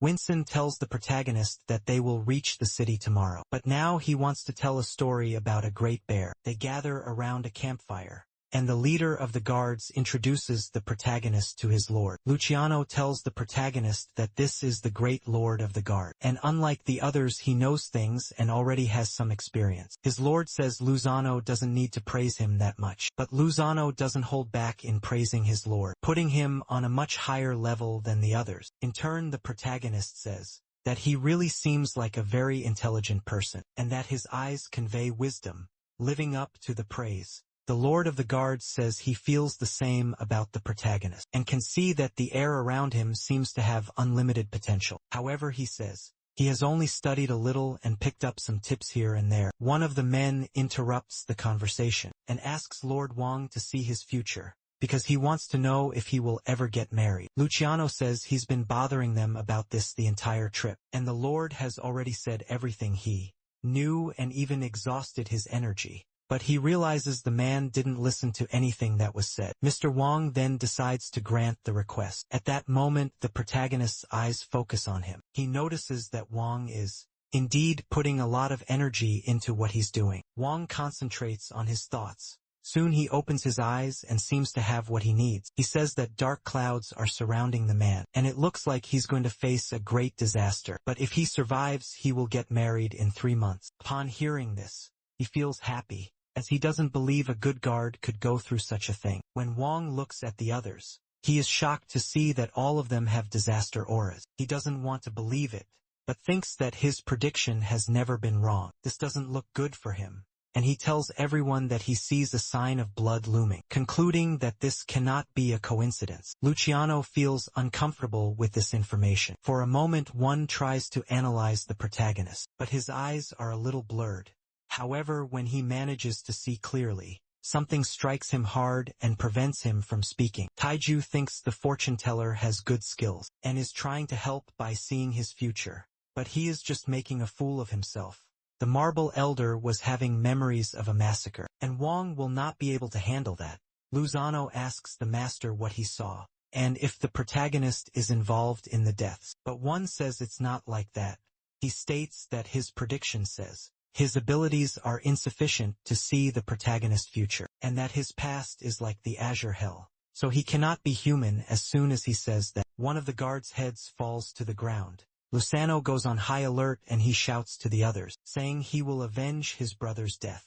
The other guards get ready and they tell whoever is out there, "Show yourself if you dare." However, the assassins just laugh at them. Their leader tells Luciano to hand over the item and they will leave, otherwise he will kill them all. Luciano recognizes the leader of the assassins as Song Xing, and says he was really curious to know more about him. Song Xing says he heard from the guards that they are carrying a very valuable cargo, a 500-year-old ginseng, and demands they hand over the artifact. Luciano thinks that he must have discovered it through a spy. One of the guards immediately suspects the protagonist, but Wong says he's not a spy. Song Xin says he can't defeat Luciano today, because his leader will personally take care of things, and turn them into dog food. He soon realizes that his leader has arrived at the scene, and goes to greet him. The guards soon notice a fireball heading their way. One of them is hit, scaring the others. Then they see a flaming sword. Wang Sun is astonished by this and asks what exactly this weapon is. Luzano is also startled, and one of them says this is immortal magic. Song Xin says he's right, because his leader is immortal, and asks if they will hand over the item or not. They wonder what they will do, as they know they cannot fight someone immortal. Before they could say anything else, more fireballs come their way. The protagonist realizes that the enemy is hiding in a tree, and based on the strength of the fireballs, the person molding them is no more than a level 3 Lin Chi. When he analyzes more closely, he notices that this person is familiar. Meanwhile, Wang tells Luciano to hand over the item, and let the Dong family know they won't blame him, as the opponent is immortal and mere mortals don't stand a chance. Luzano then accepts this. He takes the item he was holding, and places it on the ground for the enemy to take. However, the protagonist is the one who picks up the item, and tells Luzano to wait a moment. With that, Luciano concludes that he really was a spy. The others think the same. But Song Xin knows that the protagonist is not with them, and charges forward trying to take the item from his hands. Taiju realizes that they used the charm to hide the ginseng's chi. That's why it was undetectable. The protagonist uses his spiritual hand to push the attacker away. Then he asks if his old friend won't say hello. Their leader approaches and his subordinates greet him with reverence. Taiju says he recognized him, even though it's been a decade since they last met.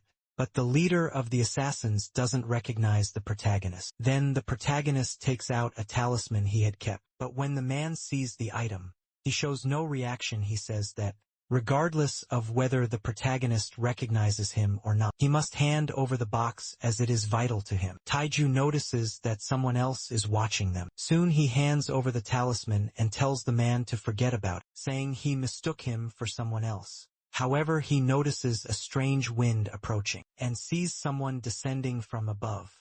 The guards, who are still alive, are intoxicated by something that knocks them out. Immediately, a more powerful being appears on the scene, and asks John who if he knows the protagonist, but the disciple denies knowing him. The protagonist notices that the master seems to have a chi level of 15. Then the master asks the protagonist if he recognizes his disciple, but Taishu says it makes no difference, and asks what his intentions are. The master says it really doesn't matter, because the protagonist is only at level 8, and if he were to drink his blood, it would help with his training.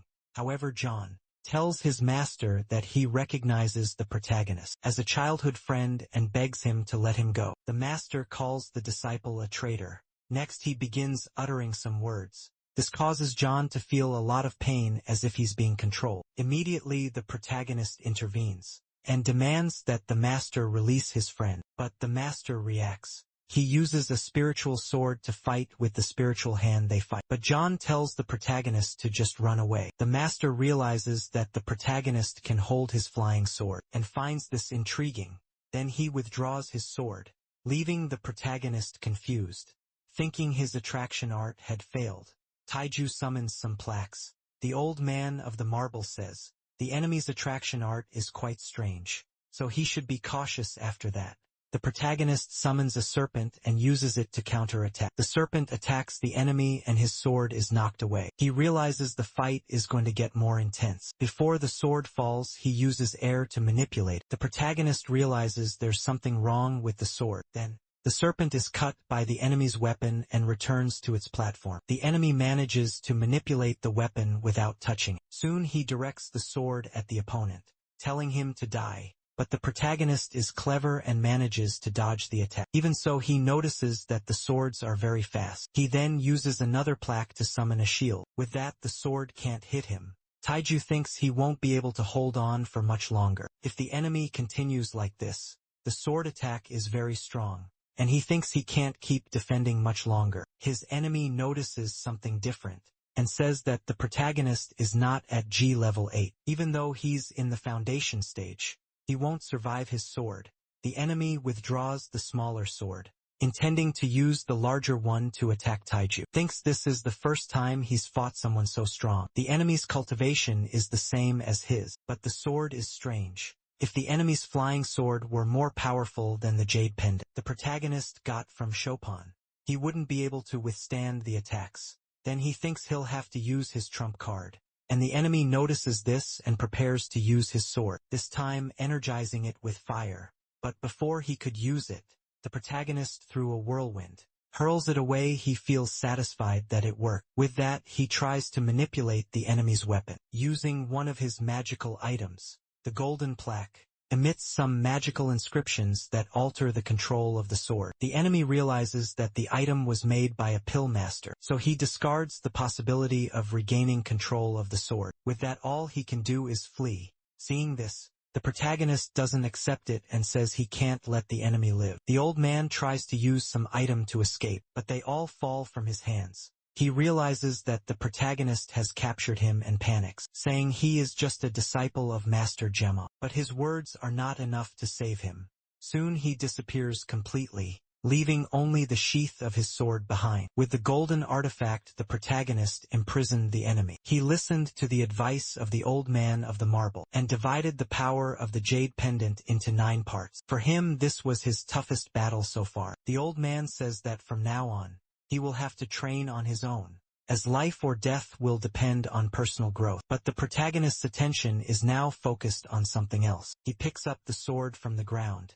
However, its size is much smaller now. The old man notices this and says that such a sword is abnormal, and the scabbard seems to be of much more value than the blade itself. Taishu looks to the side and sees his friend still regaining consciousness. John realizes that his old friend has taken his master's magical treasure. He quickly asks if his master is dead.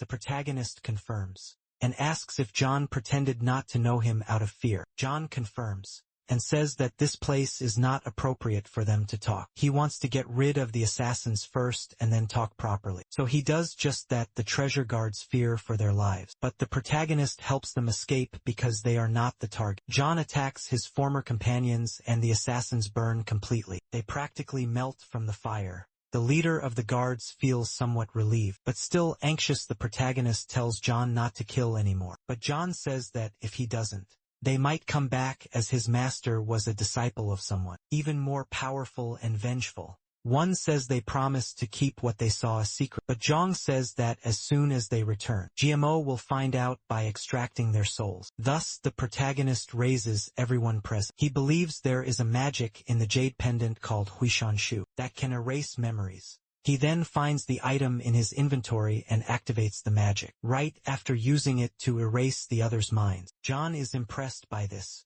They feel a little dizzy but still alive. Afterward, the protagonist calls his friend to leave. He goes ahead flying away. His friend John follows right behind. Far from there in a remote area, John calls his friend's attention and says he cooked something and offers it to eat.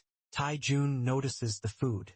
It's a sweet potato, and he remembers when they first met when he offered the same to John. His friend says that after leaving the set, he traveled around looking for other schools, and by chance he took a pill and reached the chi level. After that he ran to buy one.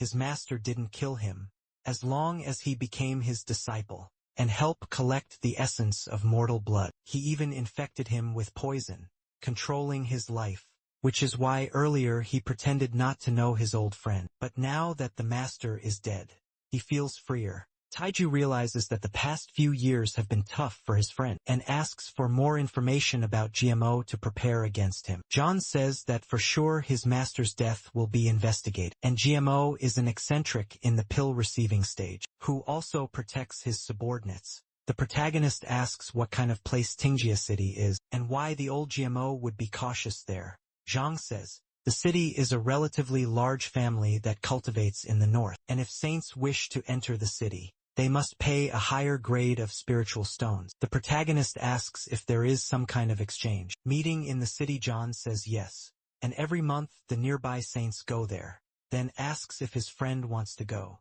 Taiju says he doesn't have many spiritual stones and depends on John, but his friend says he's only afraid. He won't go, but he'll take care of everything for him. Later they head to the city, and the protagonist says that its size is not very large, more like a village. John says that the people there are around Linchi level 3. The same as him, the strongest one there is only level 13. Meanwhile, a vague energy flows through the place and manifests at the front gate. The protagonist doesn't think that the person at level 13 is old yet, and has already reached the foundation establishment. Next, a strong wind comes their way. Taishu holds on to his friend. From afar he sees someone important and already guesses who it is. One of those present tries to welcome him, but is completely ignored. John asks what level of training the man who just arrived is at, and how he can have so much power by just waving his sleeve. His friend replies that it's foundation establishment stage, and they should hurry and enter the city. The next path costs 2 spiritual stones, and they continue toward their destination. After arriving at an inn they pay the required fee. With that they manage to get inside. Zhang says they should rest for the night, and continue the mission the next day. He also says they don't have many spiritual stones left, but fortunately the 500-year-old ginseng will be sold for a good price, so they can split the profits. Under the natural sunlight, the protagonist focuses and tries to unravel the secrets of the sword. With his skills he attempts to control it, and eventually manages to activate the weapon. However, he realizes the sword has a spirit trying to escape, practically has a life of its own, moving as it pleases. The protagonist declares that he will teach it a lesson, and with one of his talismans, he uses it to capture the sword. As soon as he activates the item, the spirit within the sword dodges. Taiju remains in a state of concentration, and notices that the sword is very clever, but says that as long as it's in his hands, it has no chance of escaping. He sees that the sword has changed color to the same shade he takes on when he's in battle mode, and the way it moves seems connected to its color. If it's not controlled by an owner, every move it makes will consume a lot of energy. The Marble Elder says that the more intelligence the treasure has, the harder it will be to train, even if the owner is dead. A huge amount of effort will be required to make it his. The flying sword will still move fast like a good treasure, so the elder believes it cannot be trained. The protagonist tells the sword that it has nowhere to go, so it should behave and allow itself to be trained. He uses his hands to perform some kind of magic binding, and with the air from his mouth, Taishu manages to surround the weapon, but the sword is stubborn and escapes from that trap. Outside the room, John calls the protagonist to go with him to the city's weapon shop, but he tells his friend that he is currently at the most critical stage of training. So John must go alone. John understands what he says, and thinks that the sword is so at ease that it's not even afraid of being reclaimed. Back in the room, the protagonist tells the elder that he spent an entire day and still couldn't master the sword, and doesn't know when he will succeed. The elder says that if the protagonist spends 10 years in isolation and uses a huge amount of Ling Chi, he might be able to tame the sword, since it's a rare and high-grade treasure. Only someone who fully uses the testimony formation could master it. He says that if he had his body, he could easily train it, and that the normal method takes too long. But through blood arts it would be possible with pros and cons. The sword would be damaged, but the protagonist would be able to dominate it in a short time, and he would also be affected 100 times more. Compared to other tactics, Taishu doesn't care about the collateral damage, and asks more about the blood arts. The elder says he will teach him, but he must promise to bring beautiful girls. Some time passes after this conversation. The protagonist is using his magic combined with some storage plates. He invokes some magical words and tries to capture the sword. Once again outside the room, John waits afterward. The protagonist comes out and his friend asks if he's okay. He replies that he is and thanks him for his concern. John asks what technique he was training, because he heard some strange noises coming from the room. The protagonist simply responds by summoning the sword from inside his mouth. His friend is impressed by the fact that he managed to master his former master's sword, and asks why there's a strong smell of blood. Kaiju says he has no idea about that, but confirms he managed to dominate the weapon. He also says that after completing the blood training, the sword will always emit a strong metallic blood smell, and the more people it kills, the stronger the scent will become.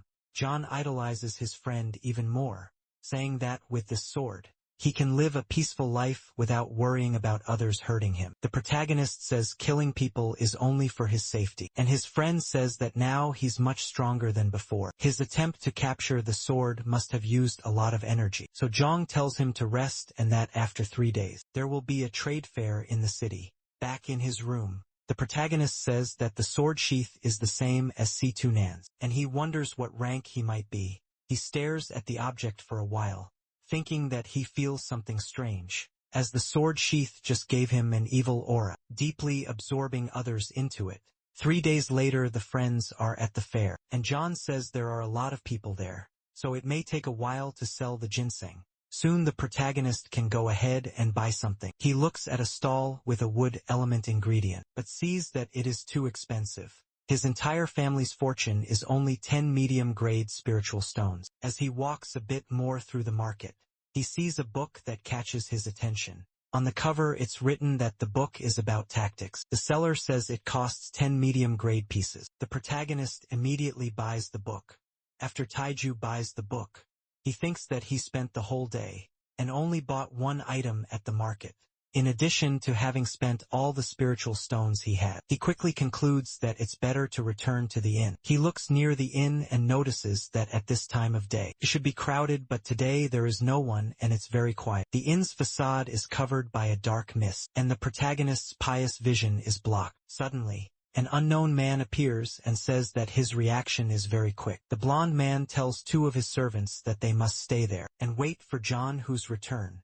Then they must take his earth cultivation and imprison him immediately. The spiritual servants say that the mentioned person is still inside the Ting family city, and by doing this, they would be going against the rules set by the elders. But the master says that if the great-grandfather asks, they should tell the truth, as John planned with another outsider to kill his master, and he can't let this matter slide. They have no choice but to obey. After that, they notice someone approaching and say that flying is forbidden in the Ting family city, so he must stop. The protagonist thinks he'll have to carve his own path. He ignores the guard's warning and crosses the barrier. After that, they say to bring the talisman and go after the protagonist. Kaiju, looking at the situation, says it's obvious they were waiting for his return, and if he didn't choose to flee, he wouldn't stay alive. He leaves his friend behind, but hopes that he can escape safely, as now he can only think about himself. However, the blonde man pursues him along with the others. The old man of the marble says that the pursuer has a nascent level treasure, so the protagonist must focus and control his senses, and he will teleport him out of there. At the last second he manages to escape. Several projectiles come his way. Narrowly missing him, the old man says that the enemy is very young and already in the final foundation stage, and now that the protagonist is in chi condensation, he can't help much after that. The blonde man says that, for someone not at the same level of witness formation, the protagonist is the first to dodge his attacks, and says he wants to see how many times the opponent can escape. The old man says there's no end to this. Once again the protagonist is attacked, but he manages to dodge with that.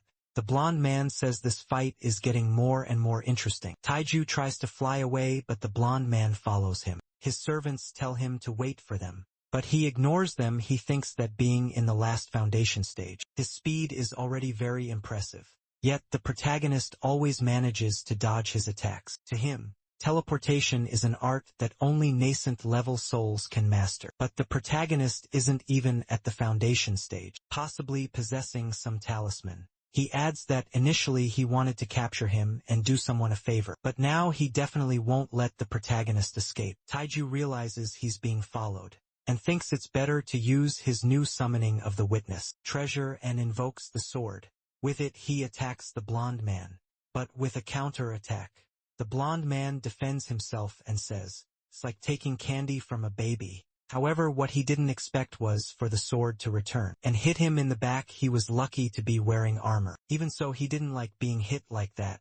The protagonist laments not being able to wound the enemy in turn. The blonde man says that was close, and if that sword had pierced him, he would have been seriously damaged, even being in his final foundation stage. Moreover, judging by the sword's glow, it's definitely not a common weapon, even having a chance to kill him instantly if it had hit. He realizes that the protagonist not only may have a supreme talisman, but also a mysterious ladder, and says that soon everything the protagonist has will be his. After moving away a bit, the protagonist tries to drink water from his gourd, but he realizes he's running out of spirit essence, and if he continues like this, there will be nothing left, so he'll have to refill it as quickly as possible. Even the old man is tired, as teleporting 3 times has drained much of his energy. Next, the protagonist realizes that the enemy has already located him. He knows that his spirit essence is running out, and he can no longer teleport.